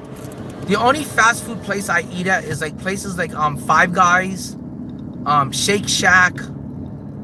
I'll eat at like Dave's Hot Chicken. Places like that, but you wouldn't catch me eating McDonald's. I try not to. The other day I had Burger King. My stomach felt like shit the next day. I don't eat Popeye's chicken anymore. I'll eat Chick-fil-A. But it has to be a place that I kind of trust. Places that I don't trust anymore, like Wendy's and Mickey D's and Burger King, I haven't eaten them in like a while now, like about a year, maybe even more. But guys, we're at $40. We've been out here for 2 hours and 53 minutes. It's 10:53. We've been out here for we've been out here for an hour and 53. I started really late today. I started at 9. So in that hour and 53, we've hit $40. That's not too shabby, and I'm gonna try to make a little bit more money. Like I said, I don't mind staying out here. I don't mind staying out here until like 12, 12:30. To me, that's getting home early. And then from about 12:30 till 6, I'll be on the game. But I appreciate everyone that's hanging out. No problem. Oh, Insano, can you check the NBA scores for me? If somebody could check the NBA scores for me, I would really appreciate that. I'm dying to know like who was playing today and who won. I know the Pistons won for sure. I got an order. This one is for 7:55 and the pickup spot is 1 minute away. Let's try not to be late for this one because the last one said I was late. Even though they took forever to get the food ready. But if you guys can like up the stream, if you haven't subbed up yet, please sub up. I'm out here streaming consistently. After I get done streaming my day at work, I usually go home, I jump on MYTEAM and I stream some video games for like the next 6 hours. And I'm always, you know, streaming. I'm always here consistently, and like I said, I'm always streaming MYTEAM for about 6 hours a night. Like once I get home, that's pretty much all I do after I eat dinner, besides smoke weed.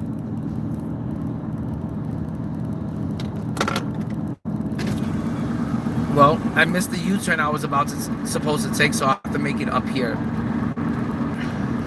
I don't know what's with me today. I have been off slightly, like slightly late on everything, and I've been missing like a turn here and there each time on every trip.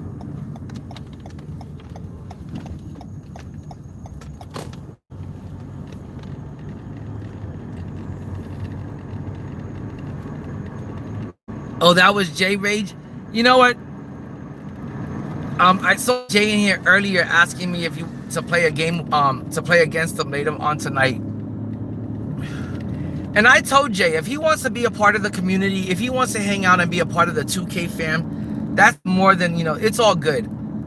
I'm not a negative, toxic type of person. I try to stay positive, and I'm the kind of person that kind of forgives and forgets.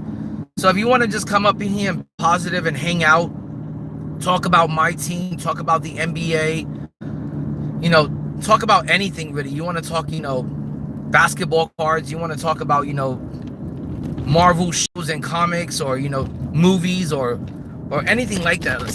Anything you like a sci-fi or horror TV show or horror movie, anything that's a light subject. If you want to come in here and keep it lighthearted and keep it positive, I don't give a shit if you want to come in here and hang out. You don't have to go underneath like a different name or anything like that. And if you want me to jump on the sticks with you and play you in some MYTEAM, I'll play you in a game. I don't mind going up against you in a playing game, as long as we keep it fun and, like I said, positive, keep it lighthearted.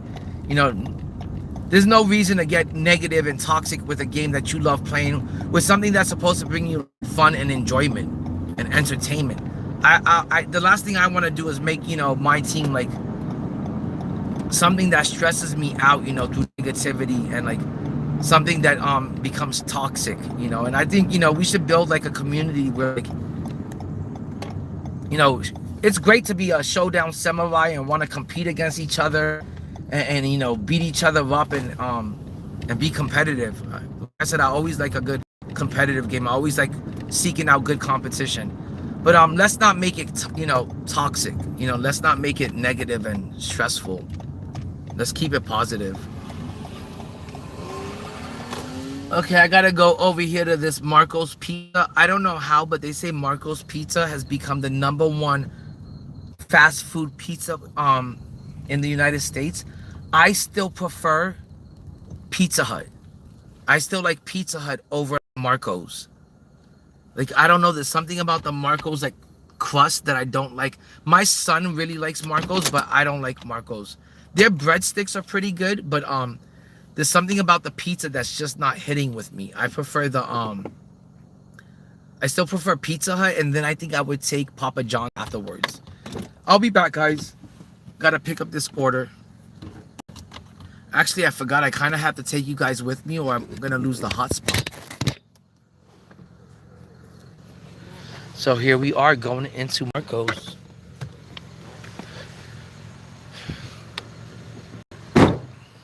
Yeah, I don't know. Marco's did not hit home with me. I know a lot of people like it, but it does not hit the spot. And then afterwards, the crust is like, the bread is real fluffy. And it's like I could eat a whole like pizza pie from Marco's and afterwards still feel hungry. Where like Pizza Hut is like a really heavy dough. You eat some Pizza Hut and you're stuffed afterwards. Like stuffed crust. How you doing? Hey. How's your night? For JC, thank you so much. Appreciate that. You have a good night. You really appreciate that.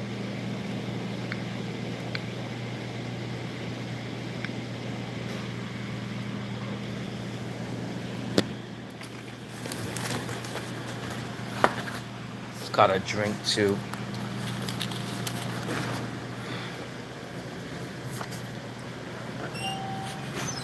I always feel bad for people that work late nights at like, you know, fast food places like Taco Bell, or not Taco Bell so much, but like for example, this Marco's, there was only like her and one other person I think working there. So it was like her and one other person closing and running this whole store, this whole business for a multi-million-dollar corporation or company, and they only have two people in here working, you know, this late at night at like 11 o'clock at night, and it's a girl and one other person. Like, that's ridiculous. And then you wonder why when you go pick up your food from like a McDonald's, a Burger King, or like a Marco's or some shit, why those people look so fucking miserable. They're over there like running and maintaining a whole like company, a whole business for some rich ass dude that owns the part of the franchise, but they're over there doing all the work, getting paid what, $10 an hour minimum wage, getting shit pay. So it's really fucking shitty. And I always feel bad for people having to work those type of jobs, and that's why they look so damn miserable. They're getting paid shit to fucking run a whole fucking store for some fucking multi-billionaire, and it's a multi-billion-dollar, you know, company and corporation, and they can't even have more than two people working it, and they're gonna turn two people into like slaves. Yep, it's just her by herself closing that whole shop. That's crazy work. How dead tired is that poor girl once she gets home? And then like if she has kids, you know, like, you know, you're not doing anything with your kids at this time of the night. They're sleeping at this time. You know, you're not able to spend time with them. And by the time you get home, you're so dead tired. What do you get to get done in your house? And all you did was make $10 an hour. So it's pretty shitty. I always feel bad for people like that.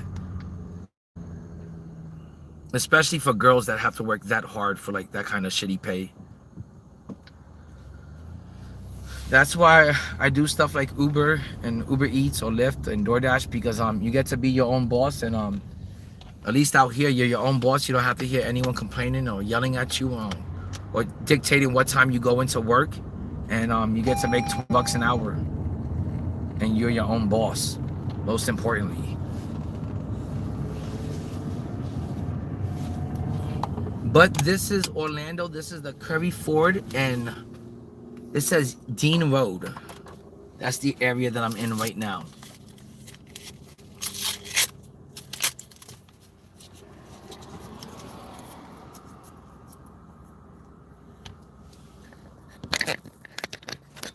But yeah, I don't mind if Jay comes in here, or if Jay wants to hang out, you know.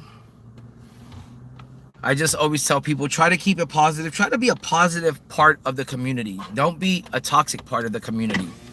You know, always be someone that, you know, people look forward to seeing in the chats. You know, there's plenty of people that I know from like other streamers, like, you know, chats, that I look forward to running into them, because they're just positive parts, you know, positive people in the My Team community. You know, I can name off a bunch of people: Clumsy, Ref, Mozzarella Sticks, Paradox, Insano, you know, Mayo. There's so many people that, you know, are positive parts of the community, and I always think you should strive to be like a positive part of the community, not like, you know, someone toxic or someone that, you know, people are avoiding, or they don't want to play you in the game or some shit. And that's another thing I want to do. When I get home tonight and I'm streaming, I want to play people from the chat. I want to play people from the community. You know, if you're a night owl like me and you're up on the game and you're looking to play someone, hit me up. I want to start playing people from the chat. I want to get some games going on. We're gonna make a community of showdown samurais that want to battle and be better and sharpen their skills. That's what I want us to be. Not a bunch of fucking pussies avoiding playing each other because we're all sensitive with some shit. Let's play each other, see who's the best, and then see who gets better. You know, let's keep records against each other and shit. You know, I know a lot of you out there are really good at the game. I want to play you guys. I want to see where I stack up against people in the community, how I rank up. You know, so the other day, me and Paradox had a battle to the end. You know how fun that shit was? It was extremely fun. Paradox didn't want to give up. He ain't want to lose. He wanted that game as badly as I did. And we fought it to the end. I want that kind of competitiveness. I want us to seek out the competition amongst each other and battle it, and have battles till the end. You know, when I was a kid growing up, we didn't have online gaming. Our online gaming was going to your best friend's house.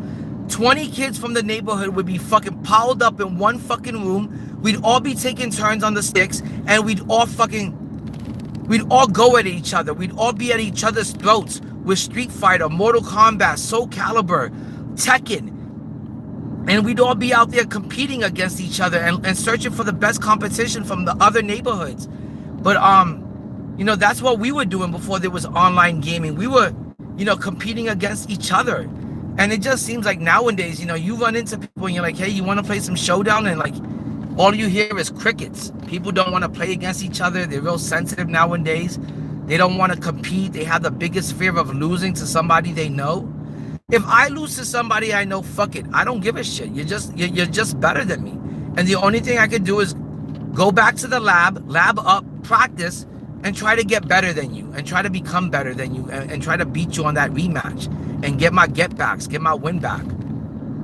But if you don't play each other, you're never going to get better. If you don't play people that are better than you in the game, you're never going to develop any real skill. And you're never going to know if you're better than the people in your community or how you stack up and rank against them. And I think stuff like that is fun.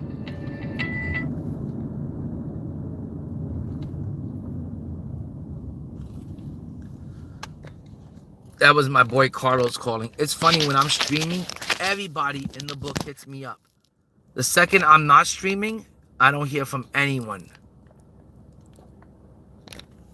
But we're going 6 minutes away. We're dropping off this Marco's pizza that we picked up like 2-3 minutes ago. And I believe we're making like, I think it's $7 for this 9-minute trip. And I was like maybe a minute away from Marco's when I got the ping. So a total of like maybe 11 minutes to pick up and drop this order off, and we make $7. And that's gonna get me to about 47 bucks for the night, pretty much 50. And I started work at 9 o'clock, so $50 in 2 hours so far. If I could just get to like 60-70 for the night, I'm good. I'm gonna work until probably about 12-12:30, and then when I get home, I'll be streaming some video games. I'll be streaming MYTEAM, and that's how usually my night goes. Work, video games. I really can't wait for the summer to start, so this way I could be on a different schedule. I want to be able to spend more time with my son. I really miss him all the time. I'm constantly thinking about him. He's my little universe. Like play video games as much or stream, but I'll be doing something far more in time than just always being at work. Like nowadays, motherfucking work wants to turn you into a slave, and NBA2K26 wants to turn you into a slave. They're turning that game into a part-time job. You have to be on that game constantly grinding your life away to get anything free, no money spent on that game. It's crazy work how much time they want you to dedicate and devote to that game.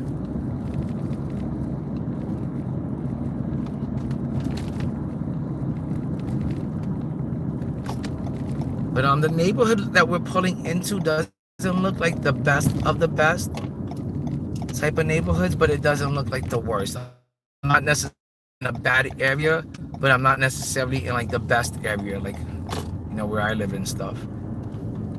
Where I live, it's one of the best areas in Orange County. It's probably the best area in East Orange County. The only thing better than my neighborhood is probably like a Lake Nona type of area, maybe Winter Park, Winter Garden.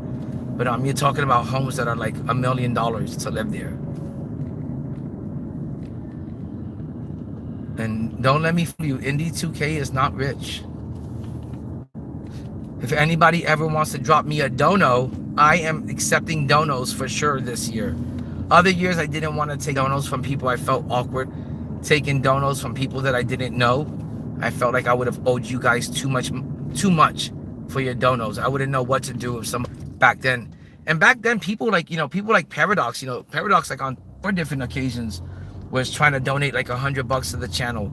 I just didn't take that kind of a dono from someone and then not see that person or talk to that person or hang out with that person or run some games with that person, for the next like 2 or 3 months, just in case I had to disappear, off of YouTube for some reason because of stuff coming up. So I didn't want to take donos from people I didn't know and then feel like I owed you something. But like nowadays, I kind of know everyone now. I've kind of known everyone now for like at least since like 24, like the last 3 years now. I've known like most of you guys from the MYTEAM community now for like 3 years. So like now if somebody wants to drop a dono, I'll take it because I'm not gonna feel bad that I'm not gonna see you around or hang out or run some games with you eventually. I'm gonna give you your money's worth if you give me a dono nowadays. And I'm just trying to be a consistent streamer and stream consistently. And also I gotta start putting out more content, more videos. But every time I put out like a live stream and it does really, really good, I'm like, okay, well, that was the content for the day. When I need to put out live streams, content, I need to put out videos that people could watch, and watch me even when I'm not streaming. Like JC2K, for example, he'll stream and he drops like 5 videos a day. He is a machine. He is like the Terminator. He's like half human, half cyborg or some shit. But I got a girl and a kid. I don't know how he does it. He's got a girl and a kid also, but I also have a job that I gotta get to. So it's hard for me to pump out content plus, stream. So for me, it's kind of like one or the other, and my live streams do pretty good. I always end up with at least like 200 or more like views. The funny thing is now my little boy wants to be a streamer, and I think today he stood home from school so he could stream. And I'm like, no, next time. But we did take him to the doctor, and they did say he pulled a muscle. So I know he wasn't lying, and he would never lie to me. He's a really good, honest, sweet kid. But he wanted to stream today, and he got 100 views on his first live stream. And he was streaming Roblox. He's really into like Five Nights at Freddy's and Poppy Playtime. He's really into horror games, which I absolutely hate that because, sometimes he's scared of like the most minute thing, like of the dark. I'm like, you're scared because you play all of those horror games 24/7. But he does like a bunch of different games. He likes first person shooters. He's into like a whole bunch of different type of games. But most of the time he's into like his Roblox. Like I bought him a Nintendo Switch, and I wish I would have never bought it for him because he hardly ever looks at it or hardly ever plays it. And the Nintendo Switch is actually a pretty cool console. But we did not buy him the Switch 2 because he never spent enough time on the Switch 1. Okay, I'm in a really crappy looking neighborhood. It is a trailer park, as you could see. And it looks kind of scary. But I'm gonna drop this order with the quickness. I'm gonna drop it off. I already found the place. I'll be back in 2 seconds. If I'm not back in 2 seconds, it's because these people have kidnapped me for my body parts and organs. So I'm gonna drop this order real quick, and I'll be back.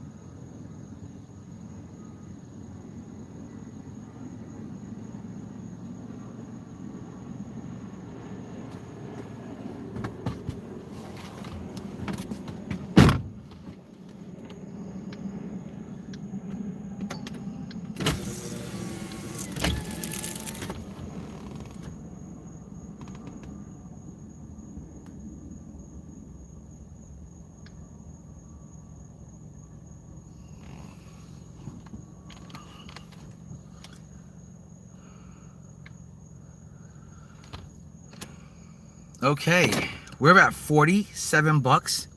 Like I said, we started at 9. It is 11:15, and we made $50 in 2 hours. That is, to me, good money. I'm sorry. I don't know anywhere else in Orlando where you can go make $25 an hour and to smoke weed the whole time you're at work.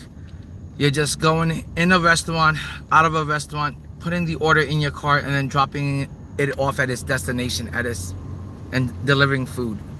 Like, I don't know any place else in Orlando where you can make that much, because most of the places in Orlando are paying like minimum wage, which I think is like $10. And maybe you'll get lucky and you'll find some place that pays $15 an hour. But I always say you got to make at least $20 an hour if you want to live good. Okay, there's a grown man on an electrical scooter right there. The amount of grown-ass men that I see riding an electrical scooter nowadays is ridiculous. Like, be a real man and go get a fucking car and make car payments like every other fucking man in the United States. Don't go fucking riding a scooter. Don't go get your fat ass on a heavy-duty industrial scooter because you can't afford a car. You look ridiculous driving around in a scooter. That is bananas. That's ridiculous. Like, you should not be a grown-ass man on a scooter. Like, I think it's ridiculous that now grown-ass men are using a scooter as a form of transportation to get, like, to and from work. Are you gonna pick up your girlfriend on that scooter? Are you gonna pick up your kids on that scooter?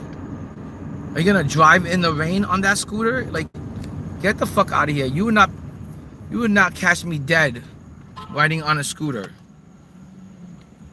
Like, maybe for fun, but not to go like to work with it, or like to travel with it, or like to go like make a trip with it.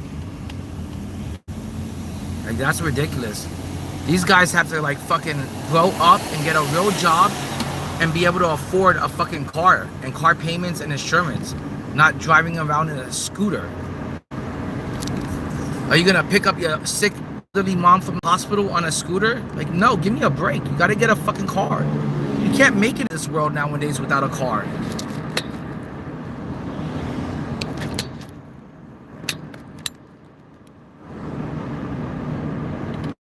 So I kind of think it's ridiculous to see how many people are like out there riding in scooters constantly. Get yourself a job and get yourself a used car. You should at least be able to afford a used car. Like, how much are these grown men paying to like ride these scooters?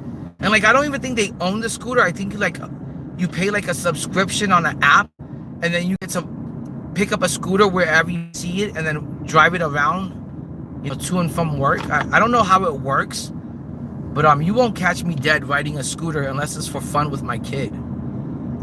They're over here riding a scooter in the middle of the night at 11 o'clock at night, coming home from work on a scooter.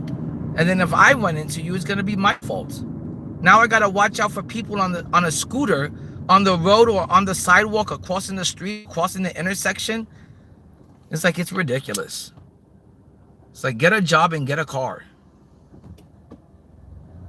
Don't ever let me catch your ass on a scooter. I'll fucking roast you if you're a grown-ass man on a scooter. That's ridiculous.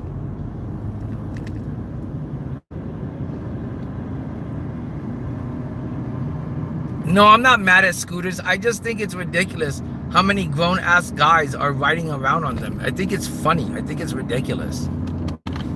Like, you shouldn't be a grown-ass man on a scooter. That's not teaching the next generation anything. That's not teaching them to work hard and earn something. That's teaching this generation, hey, if you don't want to go out there and work hard and get a car and earn a car and have a car and be responsible for a car, don't worry about it. Don't feel bad about it. Go work at McDonald's and get yourself a scooter. You can get around that way. It's not teaching the next generation much of anything. If you're teaching them not to work hard enough to earn a car, or like get a house and just be a renter in an apartment or some shit. And I'm not trying to teach my boy that you should be a grown-ass man driving home from work on a scooter. That's not gonna be my son ever, and I'm not gonna teach him that that shit is acceptable or okay. And that's no problem. I think scooters are fun to ride, you know, when you're a kid, or you're riding it around with your family at a theme park or something like that, riding it with your son for fun or your daughter for fun. But you shouldn't. You need a man up and shit.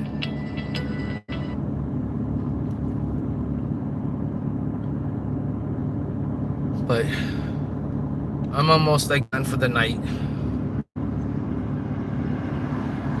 I think my son is staying home from school tomorrow because he did pull a muscle, and I'm pretty sure he wants me to come home early and spend time with him and hang out.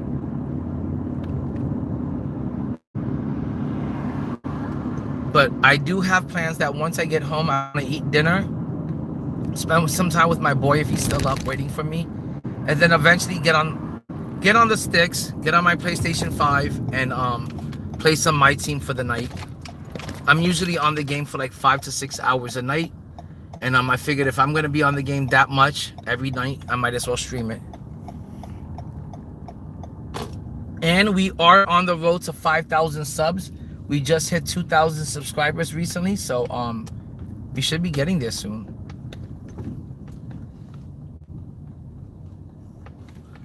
Alright. I guess I'm gonna have to take the phone with me, because if I take the one phone with me, the other phone is gonna lose the hotspot connection, so I'm just gonna take both phones with me. And you guys get to see the inside of Wawa's. Doesn't that sound like fun? But I really appreciate you guys hanging out and spending time with me and keeping me company. Because this job does get a little bit boring and lonely when you're doing it all by yourself. And, you know, and there's only so much I can keep my best friend Indie2K on the phone with me every day. Oh my God, Hottie right dead ahead.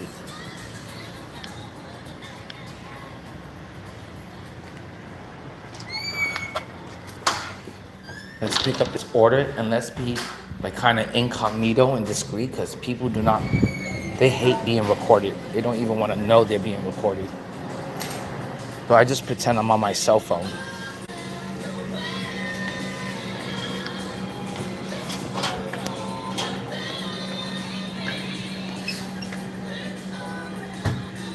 This is Wawa's. I think this is by far the nicest gas station I've ever seen in my life. And this is the only gas station where like I would eat from ever and buy food from, even snacks. And I remember when I first heard about Wawa's, I was like, why is everyone making a big deal about Wawa's? Why is everyone getting excited about a gas station that serves food? But it turns out that the food at Wawa's is actually really good, like super good. Like I like a lot of their hoagies. They have a bunch of like sandwich melts that are really good, and a lot of breakfast food, and even a really good pizza, and a really good Philly cheesesteak. So I kind of understand like the excitement and the hype about Wawa's when it comes to your county or to your town or your city. But before I was like, why is everybody making a big deal about Wawa's? It's just a gas station that serves food, but it's actually a gas station that serves really, really good food. But they are keeping me waiting for this order, so I gotta let the customer know real quick. And this is what I mean by letting the customer know. And yes, I know, I gotta clip my nails. I'm really bad at that. Okay, why are they taking so long? Is there like a huge wait? It's not a huge wait.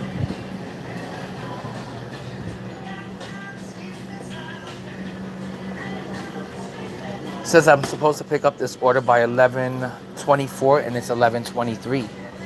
So like now when I get hit with the late strike, is it my fault or should it be, the restaurant's fault? What's the name of your for? It is Joseph B. Joseph B. Oh, I gotta go get the Dr. Pepper. Appreciate it. It takes like so much work and it takes like so much time to actually get help. I wish things were like the way it was back in the days, where customer service mattered. Kind of in the mood for a Slurpee, an icy. I guess those are more like slushies.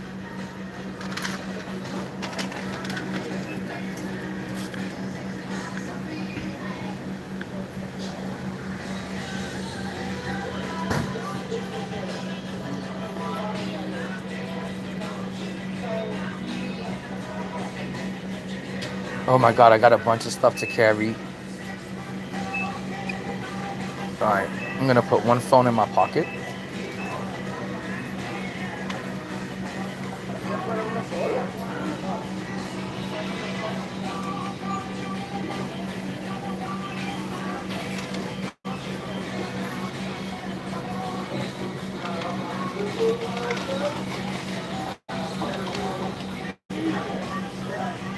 Yeah, I got this for sure.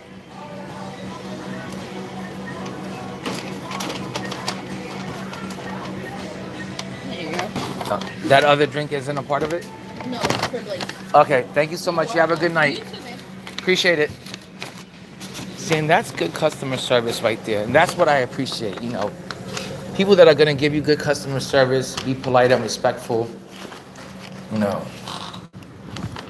Most of the time, like, it takes forever to get, like, just even decent service any place you go. And there goes my baby. This is the work car. This is I think it's a 2021 or 2022 Toyota Camry. It's still really nice inside and out. There goes my DoorDash doobie that I take with me for the night. Oh, let me flex the sneakers real quick. These are my Air Jordan 1 off-whites. These sneakers, I bought them when they first came out, and they were worth like a little bit. They were worth a pretty penny. I think they were worth like $1,000 when they first came out. And but you were able to get them for like $700 if you were lucky, maybe even $5.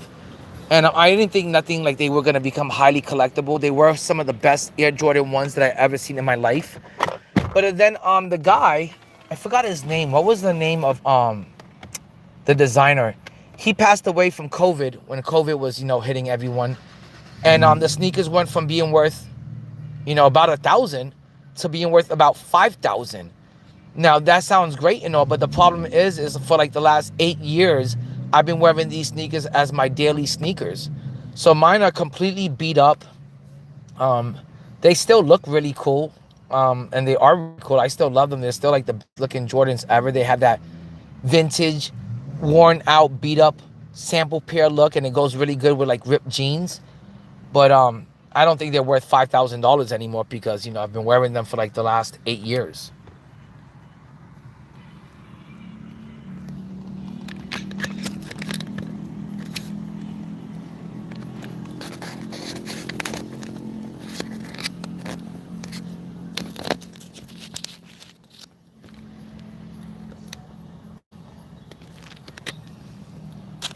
Hold on, guys.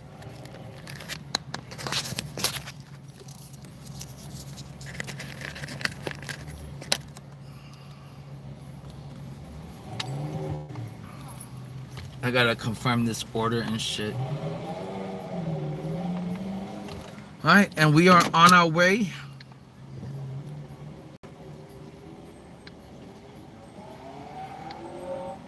This is only 5 minutes, and it's paying $8 to drop this off 5 minutes away.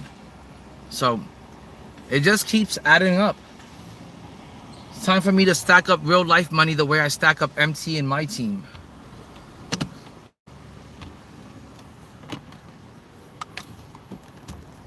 But between this, Uber, and like Lyft, it not only pays the bills, but it provides a pretty good living. It's just that I'm spending half the day in the car.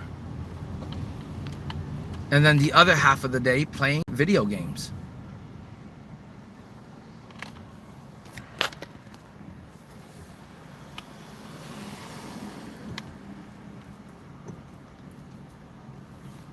I also need to start doing a better job of like playing park and team up with people from the community. I don't mind playing team up with people from the community because I love that 5v5 mode. I still want to get back to it eventually. It's just that when you invest so much money into like building your team and you invest so much time into building your showdown and your king of the court team, I feel like you got to get your money's worth out of it, and you have to get.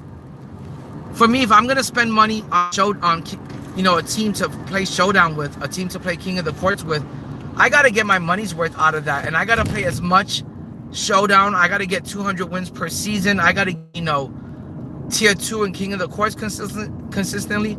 I gotta feel like I'm getting my money's worth, because it does cost you a lot to build up a team, in my team. So I don't have the time to just go play park or team up and just use one player consistently over and over and not get my money's worth out of the other players.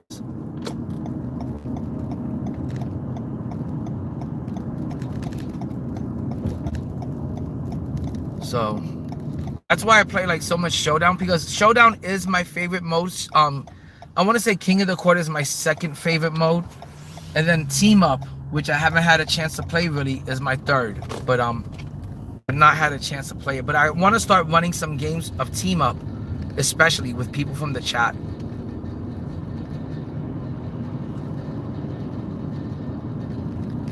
But this is Orlando. This is what I would say, it's more like I want to say this is a bad part of Orlando, or like but I want to say like you'll find like, like right there, that store across the street is all like filled with graffiti and shit. And so I want to say this is probably like your lower middle class type of area. I don't think it's like your middle class. I think it's probably like your low middle class area. People that rent a lot of homes in like maybe bad, like just more affordable areas. It's not a place where I feel like 100% safe in, but it's not like I feel like scared or worried to get out of my car and drop this off. Now, the last neighborhood I was in, it was just a trailer park. That was a little bit scary. You go into a trailer park, there's like a pit bull and a Rottweiler wandering around at night for no reason. They belong to no one. You got some fucking crackhead on the corner smoking crack or meth or some shit, or fent.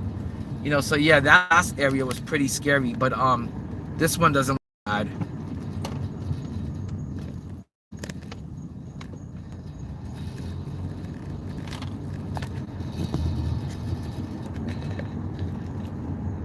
But we're gonna be there in like 1 minute.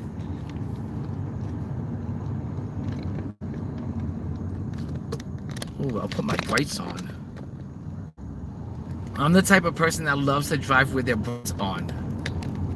I know that's really bad, but I love driving with my brights on. This way I can see everything ahead of me. The road, if some fucking dog is gonna run across the street, or some person is gonna run across the street, some person's gonna try to jump out from the bushes and jack me at night. So I always like having the brights on.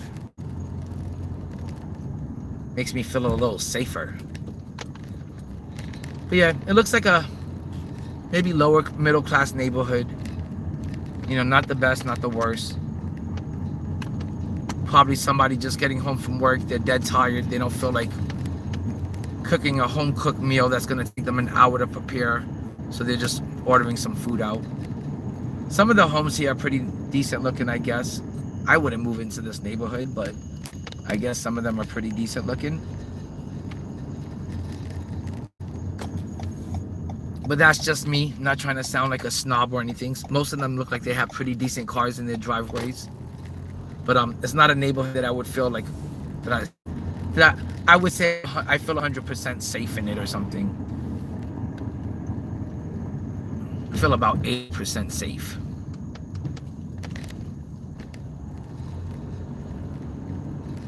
But it's not a bad part of town. It's just the area I live in. It's really good, and it's like it's such a huge area that a good portion of that area of East Orlando, East Orange County is really, really good. But then once you drive away from that area, like once you drive like 5-10 minutes away from that area, you're sometimes in like, a bad part of, Orlando or Orange County. And my mama always taught me, you want to be on the good side of things.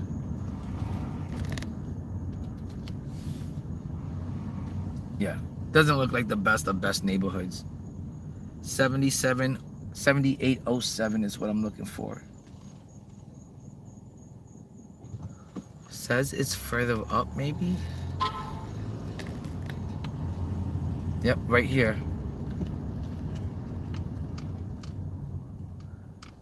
It doesn't look well lit, and for some reason this guy's got cones, driving cones in his driveway, and he does not want you to even drive into his driveway to back up and back out.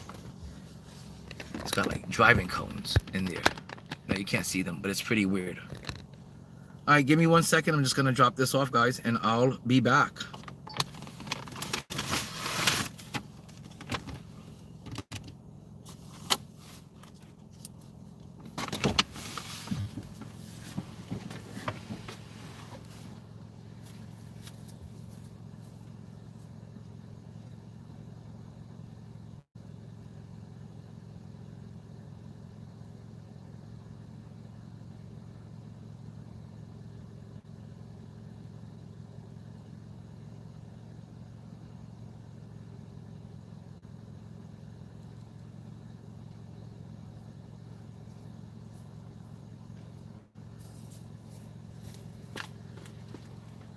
I also hate when people have dogs because I have heard of like people that do DoorDash or Uber Eats saying that like they've been attacked by a dog, like, you know, that was, you know, supposed to be in the backyard and then it wasn't.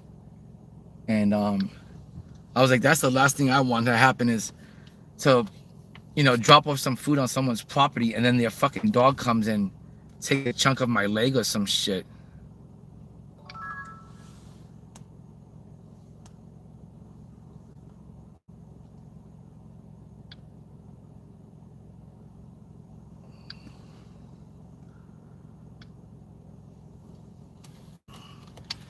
All right.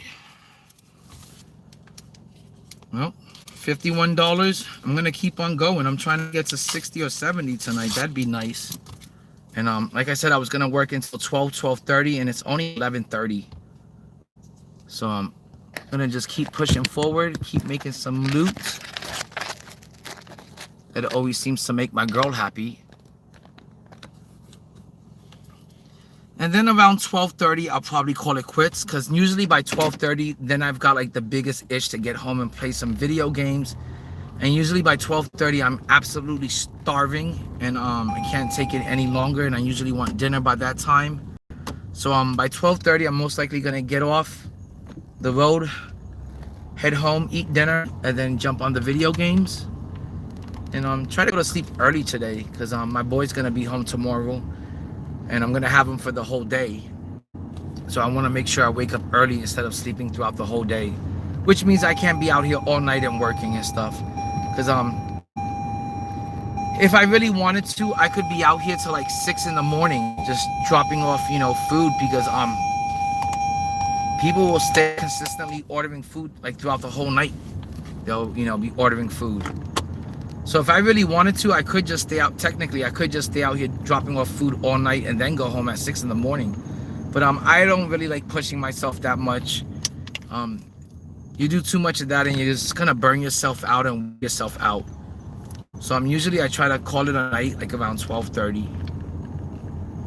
After about like, I usually do this for about 4 to 6 hours a night, and then I call it quits. And on Monday's the only day where I don't do any Uber or Lyft, and I just do DoorDash and Uber Eats, because on Monday it is extremely busy on those on that day for those two companies. And I think it also has to do with the fact that we're in the NBA playoffs, and a lot of guys are just home watching the games and they're ordering food. So right now is a really good time to take advantage of how busy those two apps are right now. But I'm like about 15 minutes away. That's another thing I like about this job. It always keeps me like near my house. You know, it's very rare that I'm like 40 minutes away from my house and I had to drop something off that was 40 minutes away. Where like Uber and Lyft, I can end up as far as, you know, Fort Lauderdale, Miami, and I could end up in Jacksonville, Gainesville, Florida. So I like this job a little bit more sometimes because it allows me to stay nearby my house. And if my girl or my kid ever needs me, you know, I'm just like 15 minutes away tops.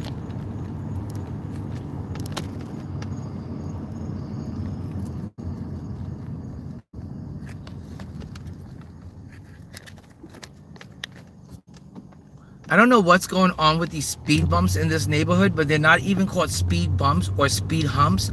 I just seen a sign that called them speed tables. That's how big these speed bumps are, that they're like the size of a fucking kitchen table. And if you drive over this shit doing fucking more than 5 miles an hour, it's gonna completely destroy the bottom of your car. I don't see why we have to have fucking speed bumps that are that fucking ginormous. It's like, are they trying to destroy the bottom of your fucking car? When you're doing this job, like, you'll run into some really bad, like, things that annoy you. And, like, speed bumps is one of them. Like, there are some speed bumps on these roads that could really give you a flat tire and fuck your car up in, like, the bottom of it. And cause, like, some major serious damage. Like, this thing is massive. It looks like a fucking hill or a mountain.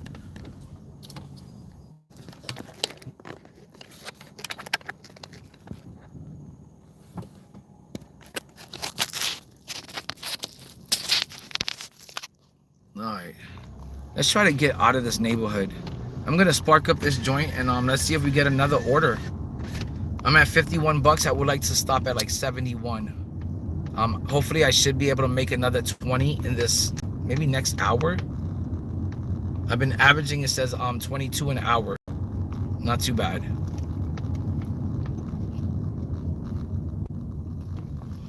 I think I got like a few tips, so not too bad. With the tips, I'm averaging, and well, yeah, I guess $22 an hour with the tips. I've been on the road for 2 hours and 40 minutes, and I made 51.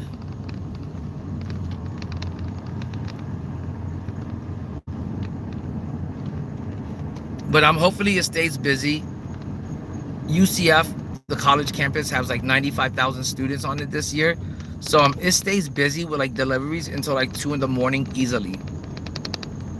Anytime I'm in really desperate need of money, I always know that I can just come out here, and if I stay out here till 2 in the morning, I'm gonna hit $100 easily. Because after midnight, usually every delivery is like about $15 each, because there's like a surcharge because of supply and demand. There's still a huge demand of people requesting deliveries, but there's not that many fucking drivers out here. So after midnight, like almost every delivery turns into like an $11 to $15 order.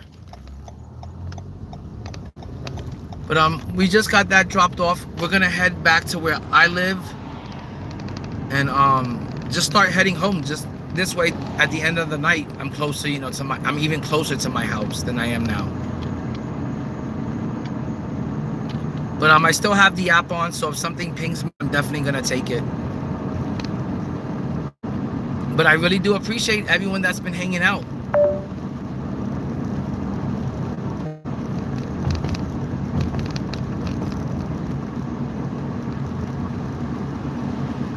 Appreciate that, Happy.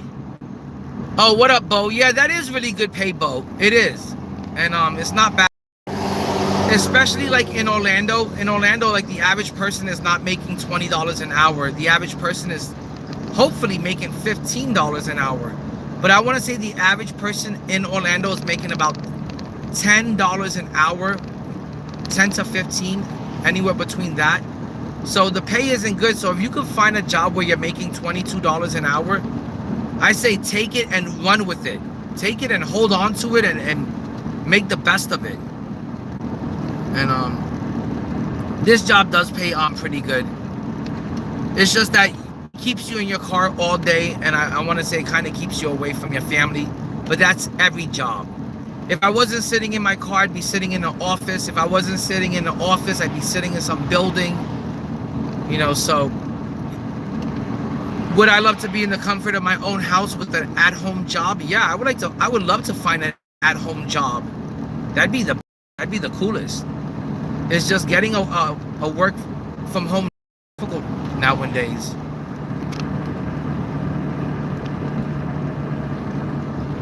It's not easy to find an at-home job. Most of them are a bunch of scams.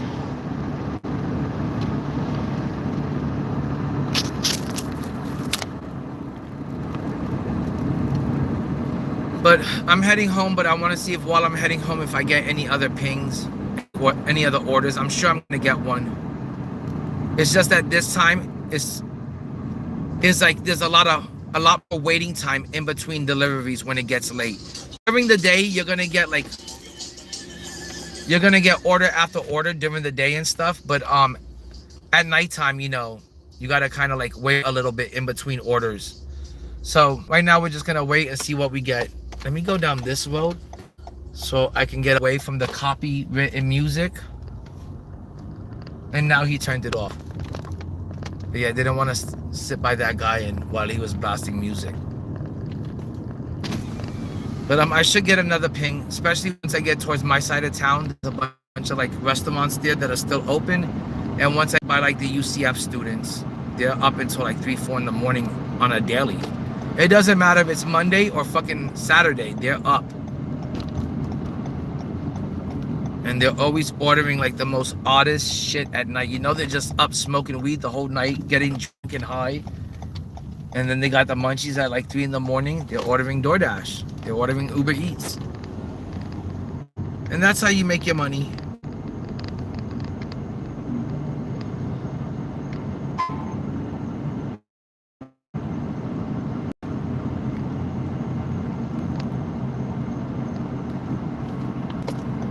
I'm gonna go down this road because this is more of like a main road.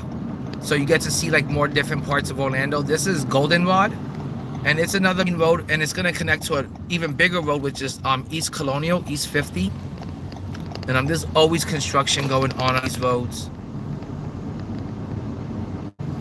But I'm just driving around, picking up orders, waiting to be done with my night so I can get home and jump on some video games, play some MYTEAM for the night. And lately I want to put some money away. Like each day I'm gonna tuck some money away because I want to work on like a project with my son. I want to have like a summer project to work on with him. And I figured like a good summer project would be for us to get like, I have this old vintage 1986 Porsche 928 that I'm in love with. He's in love with it now. He's loved that car since he was like 2. And I just want to see if we can pull it out the garage and get it running and not have to spend $5,000. Oh, we got an order for $980 from Sonics. That's great. And it looks like the trip is 15 minutes and we're 4 minutes away from it. So altogether we're gonna spend about 20 minutes, maybe 25 minutes on this trip, and basically $10 right there in 25 minutes. But I could, if I really hustle and move, maybe get it down to 20 minutes, which would be really good. But there's no reason to rush yourself because there's always gonna be a next order. You're not missing out on anything. And at this time, every single order that you get is gonna be like $10 or more at this late at night. There's a surcharge, and there's not many other drivers to compete with against at this time. So I'm gonna get all the orders at this time. So there's no reason to rush. I'm just gonna go pick it up and then drop it off, and then we'll be done in about 20 minutes with this next order.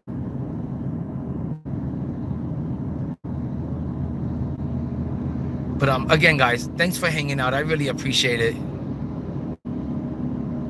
Get a shocker to have with you, bros. Oh my God, no joke, Insano. When I used to do Uber, for a while, you know, my friend had a piece. It was a revolver, you know, carried 8 rounds in it. It was a small little piece. I don't know exactly what, but it's like, hey, Indy, take this with you, you know, because it's kind of dangerous out there at nights. And I want to say that I did feel like when I was doing Uber and Lyft, it does feel dangerous doing that type of a job, having that many people in your car at night, all sorts of hours, you know, just right there in your back seat. They could reach from the back seat and do whatever the fuck they want to you. They could end your life right there. And who the fuck is gonna help you? Like, how would anyone even know? You know, who would come and rescue you? Cops wouldn't know. You'd be in your car dead, alone. And so I used to carry a piece back then. And but since then I gave it back to my friend, and he sold the gun. But just to do like Uber Eats and Lyft, I mean DoorDash, I don't feel like that scared or that worried about it. But I should get like something like maybe like a knife to carry with me. Like a nice pocket knife would be nice, or like maybe like a a nice stun gun, like you said, get like an electrical burner, you know, something like that. So just in case anything does ever happen, even like if a dog comes out to attack me, I can just fucking tase that bitch. That's the last thing I want is for a dog, you know, some fucking pit bull or Rottweiler to come attack me and lock onto my leg or some shit. So maybe for that reason alone, I should get like a taser or like some kind of mace. You know, they got like there was this mace the other day that I seen where like it was advertising that it could knock out an elephant. So maybe I gotta get some sort of mace and like a taser, maybe some brass knuckles, a pocket knife. But you don't need a gun for this kind of job and shit to protect yourself. It doesn't look that scary, that dangerous. But if when I'm doing Uber and Lyft, I do feel like, you know, like, hey, I'm in a, you know, especially if I'm in like a shady type of neighborhood and I'm picking up somebody that looks kind of shady. You know, sometimes at night I'll be picking up people that just reek of weed. And not that I don't reek of weed also, but you know, that's the last thing I want from like my customer in a bad neighborhood. I'm just like, who the fuck am I picking up? Most likely a drug dealer. But yeah, if you ever choose to do this kind of shit, you do have to be careful. You do have to be, you know, pretty brazy. You know, you have to be, you know, brave and courageous to do this kind of shit. You know, it's good, easy, quick money, but there's a reason why they pay you so much to be out here, because shit can happen. Shit can definitely happen to you out here, so that's why it pays so damn much. Because if it didn't pay good, no one would do this shit. No one would fucking waste this much gas. No one would put this much mileage on their car and this much wear and tear on their car. And no one would be risking their lives, you know, with a person in their back seat or dropping off food in a fucking trailer park or in some crappy wooded area. You know, some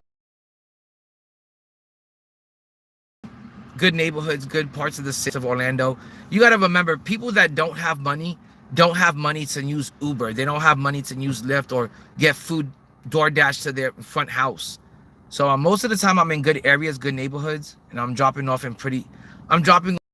pretty decent looking houses, or I'm picking up people from pretty good areas, pretty good neighborhoods. But you always got to be safe and you always got to watch your back. Appreciate that, Insano. Really do. See, that's what I mean. That's the kind of community that I'm trying to build. A really positive community where like people actually got each other's backs. Not only just in the game. You know, like I'm always trying to ask like people like, hey, how are you doing? How did you, you know, like anytime I went into Paradox, I'm always like, yo, how was work?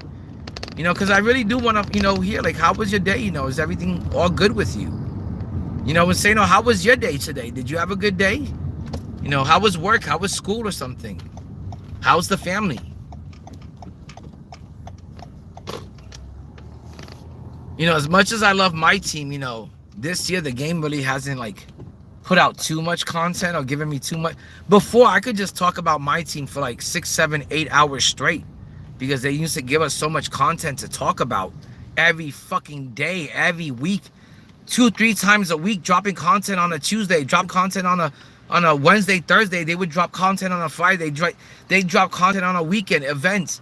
And now it's just not like that. So really, we can't just sit here and talk about MYTEAM when like they really don't give you anything to talk about. But I'm at Sonic's, about to pick up this $9 order.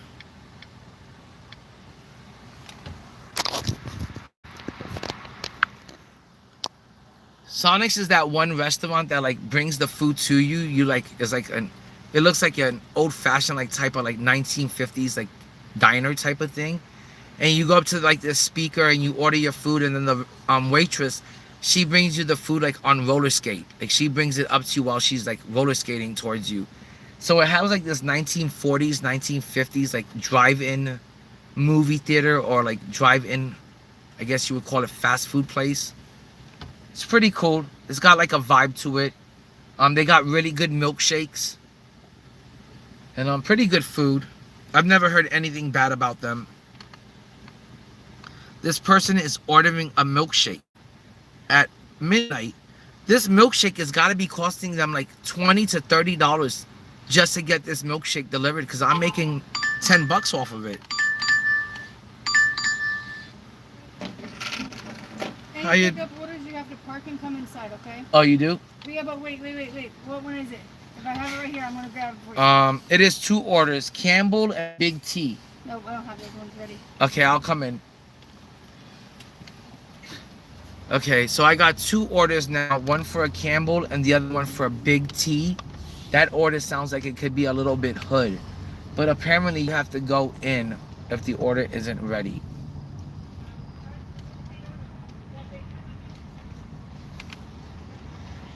I didn't even know like you could go in this place, to be honest.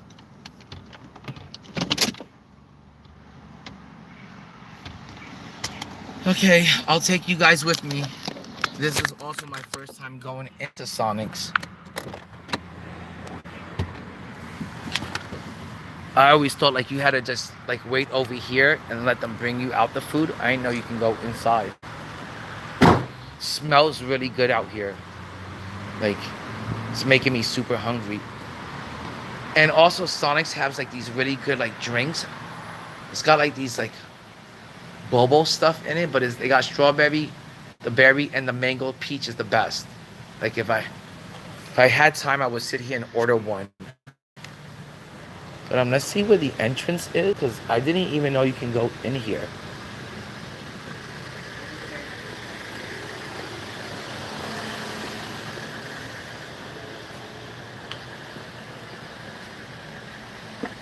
No, I don't see any entrance. She must have been talking about like this parking lot area when she said you're gonna have to come in.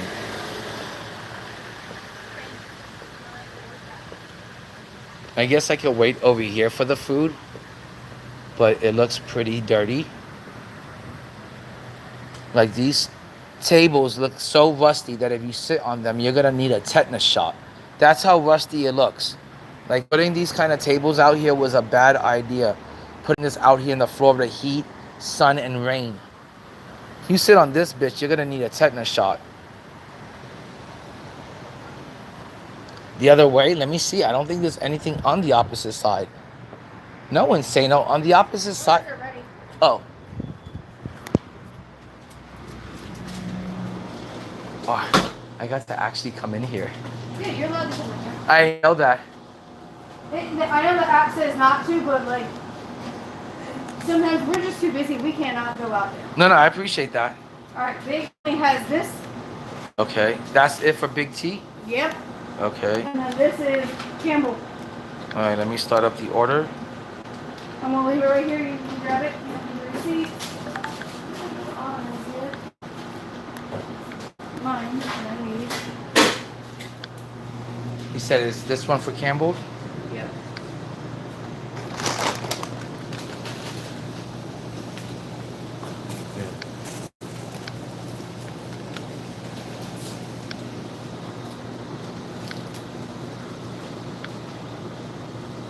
I've never been in the inside of a Sonic's before. Pretty cool. All right, let me get the second order, guys.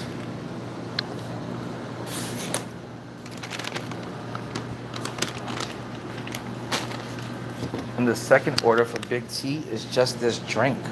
Just a drink. That's crazy. Like, you know how much you gotta pay to just get that drink delivered?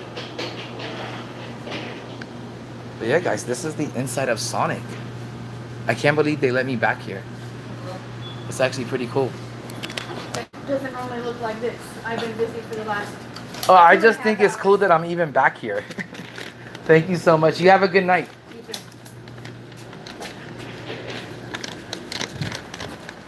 That was actually pretty cool, guys. Like, we went inside of Sonic's. I've never been in there. Like, they don't actually have a place for you to go in there and sit down and eat. Like, so when I thought she, come in, I thought she meant to sit out here or like park out here. But she actually had me go into the back, like into the restaurant itself where they prepare the food. That was pretty cool. Okay, let me put the food down.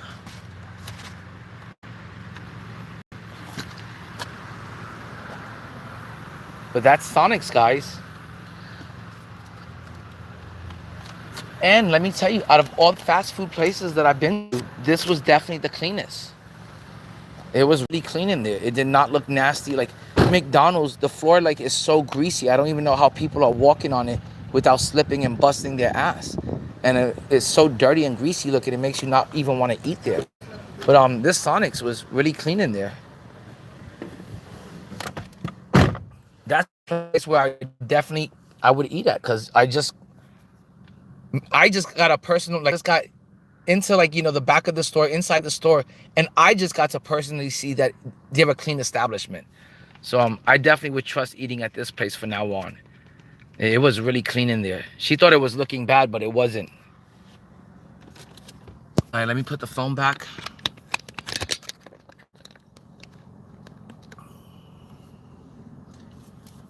Yeah, that was pretty cool. The only other time that happened is one time I got invited to the back of a Krispy Kreme. I got to actually go inside, you know, into the back of the establishment, into the, like, the restaurant where they prepare the food. And I got to go inside Krispy Kreme and see them prepare the donuts and shit, and like get to be right next to the conveyor belt that was preparing the donuts. So I thought that was pretty cool and shit, that I got to go, you know, into the back of Sonic's, into the place where they actually prepare the food, see how it was prepared, and see that they're an actual clean establishment. I'm definitely gonna eat here from now on. My bad, guys. I'm trying to get the phone to stay on better. Give me 1 second.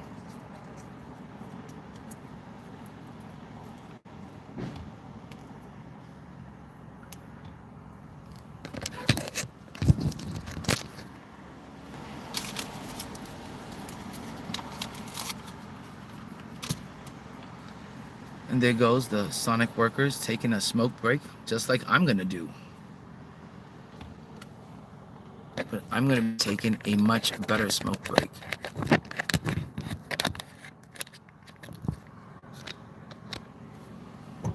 Okay, let's get on our way, because this trip is,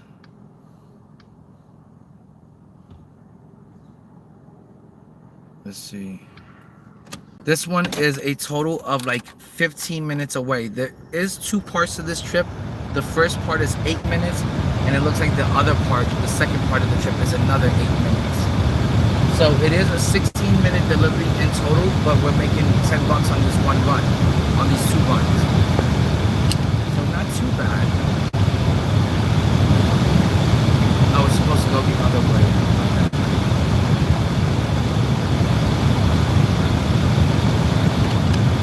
But let me tell you, it's like 83, maybe 85 degrees out there today. It feels really hot and humid. The car needs gassing a little bit. I'm gonna have to put some gas in the car soon. I hate putting gas in the car nowadays because gas is so expensive. Gas has gotten so pricey. It's unreal. And guys, if you can get me to 20 likes today, I would really, really appreciate that. That would make my night. Let's first get me 15 likes. We're only 3 likes away from 15.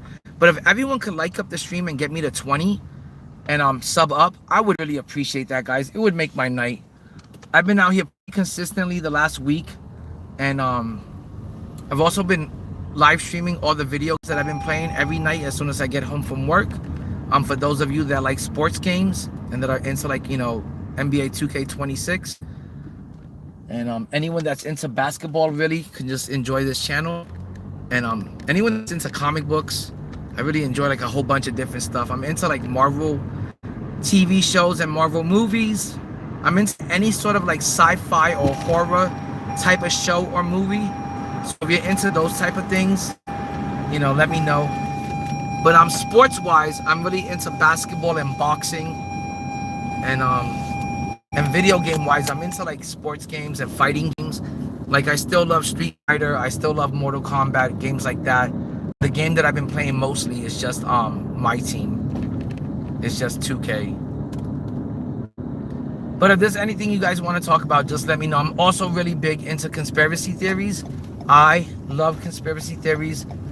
I could talk about conspiracy theories all the time and think about it all the time, which is weird.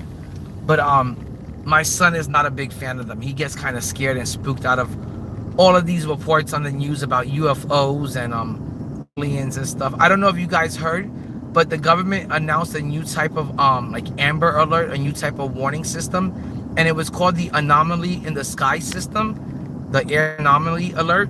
So now there's an alert, like an Amber Alert. You know how there's an Amber Alert when we get like a missing child?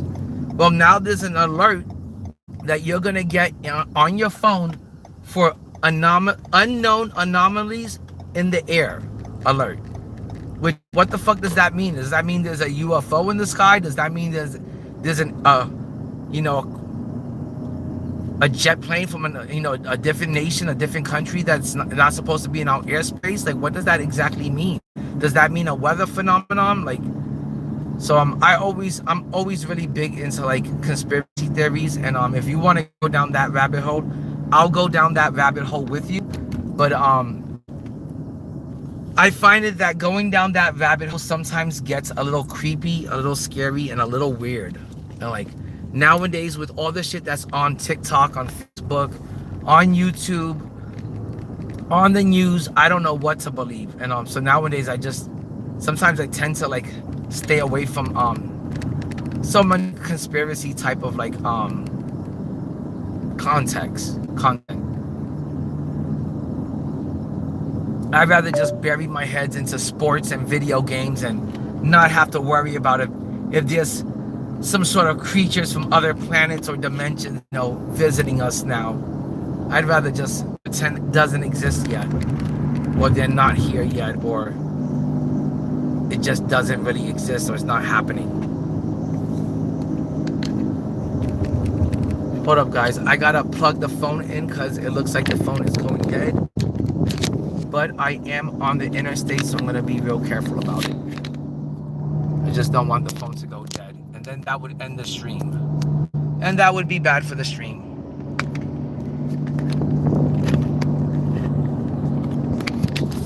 I'm gonna get a better phone. I told my girl to get like a really good one, and she went and found like the cheapest one that she can find. I told her, hey, find me like a phone that's really, and like that I can use for streaming, like that's gonna be really good for like a car mount. She just went out there and got the cheapest one. I'm like, thanks. Hold on.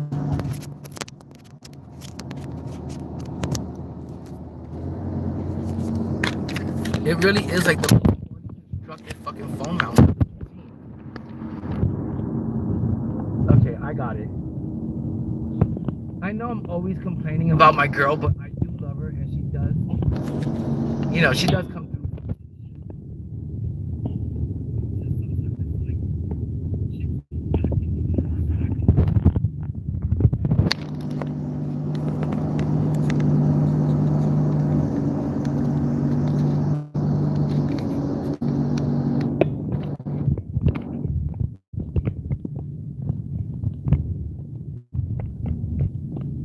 Okay, that works out perfect. Okay, so now the phone is charging.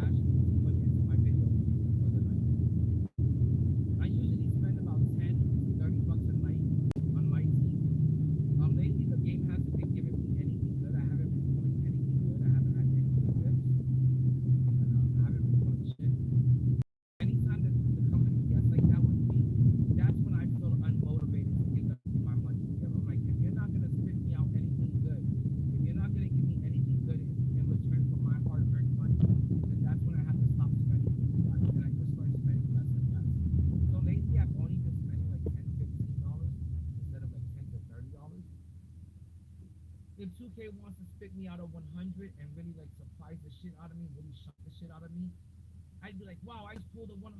That felt great. I'm so damn happy. Let's see if we can keep this going. I would rip more packs. I would rip more boxes. I'd be more inclined to try to pull something. But a person can only take so much. You know, I can only sit there and gamble my money away at a chance at a hope of putting something good.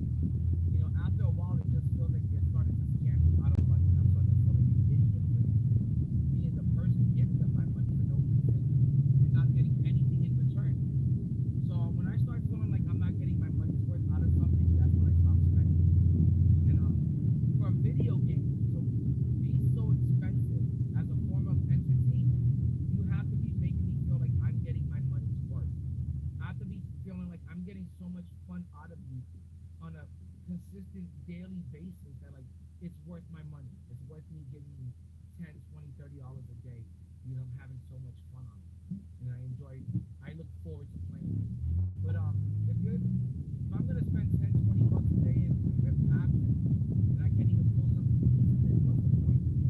Besides just taking my money away. So that's the point I'm at with 2K. I'm waiting to see when the fuck are you guys gonna give me something good. Because I'm at my breaking point, like to the point where I don't want to spend any more money on this video. To the point where I don't want to make another microtransaction that make me feel disgusted and sick. But besides that, the game is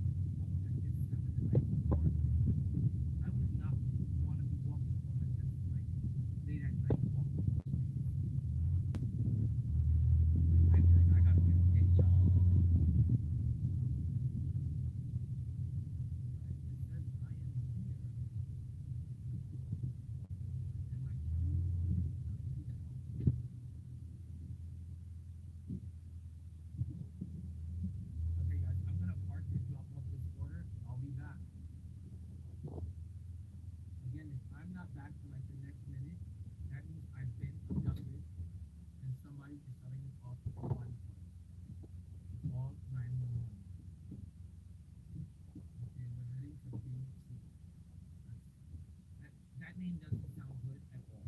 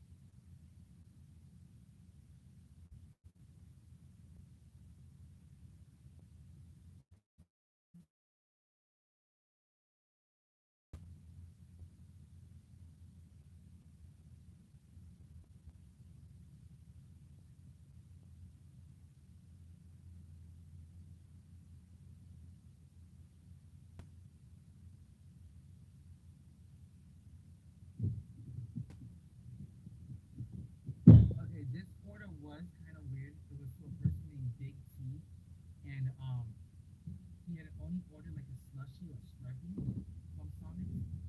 And when I got there, the garage was open, and it was just that for the order. And I was just like, but then I noticed in the garage was a kid's bike, so it's probably ordered it for the kids. It's probably their parents' account. So it wasn't too bad in the neighborhood. That was pretty safe. The area was not well lit. It did scare me. They had a sign that said "Don't grab dogs." The garage was open. It said dogs outside.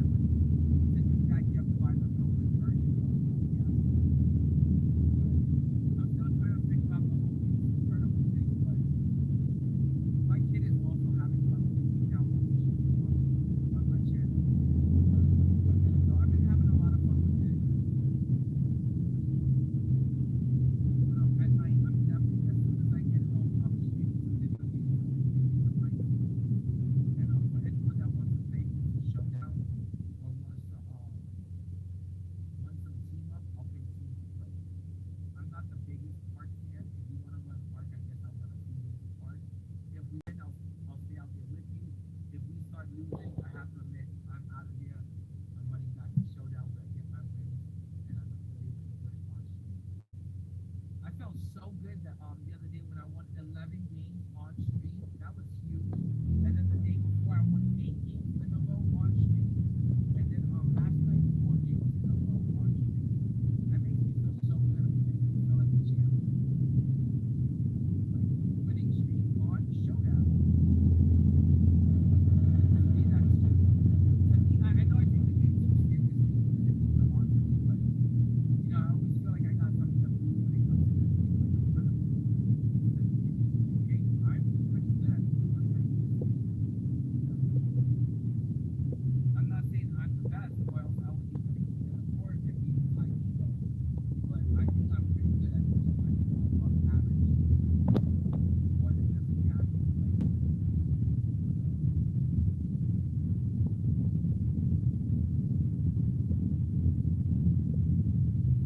Okay, this neighborhood does look a little sketchy. That house looks a little sketchy. Bunch of like redneck looking trucks in the back for the construction. See what I mean by looks a little sketchy? Doesn't look like I'm in a good neighborhood, that's for sure.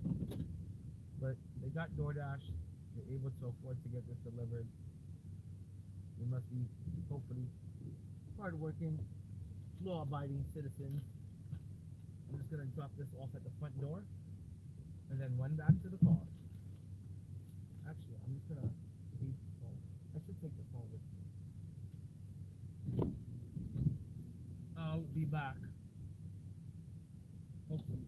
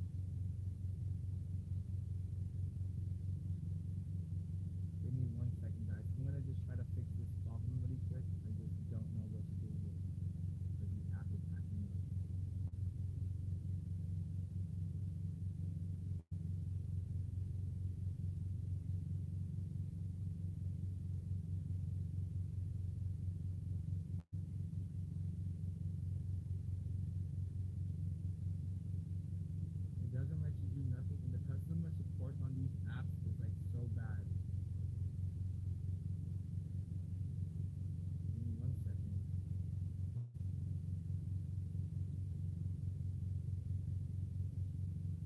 Okay. I'm gonna have to maybe drive out of this area because I can't get any sort of like I can't get any app stores for shit.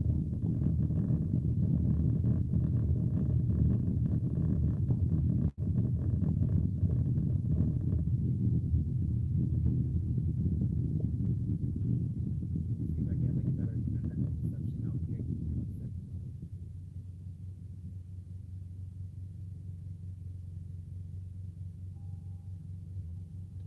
And now the car wants to be.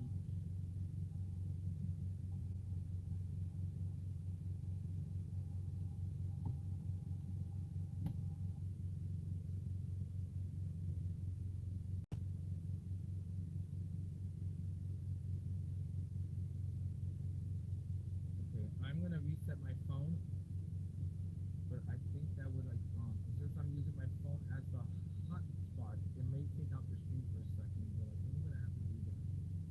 I gotta see if rebooting the app is gonna help.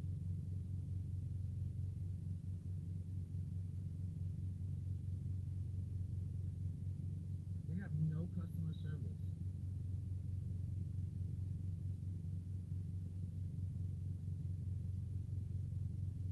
It's terrible. And their AI system is terrible. Let me see. Chat with support. Okay, I found chat with support.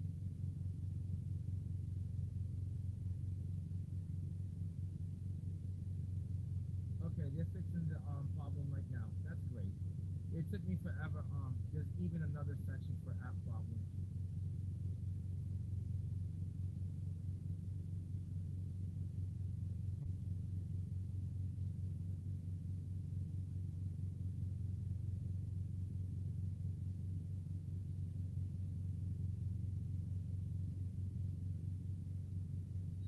Oh my god.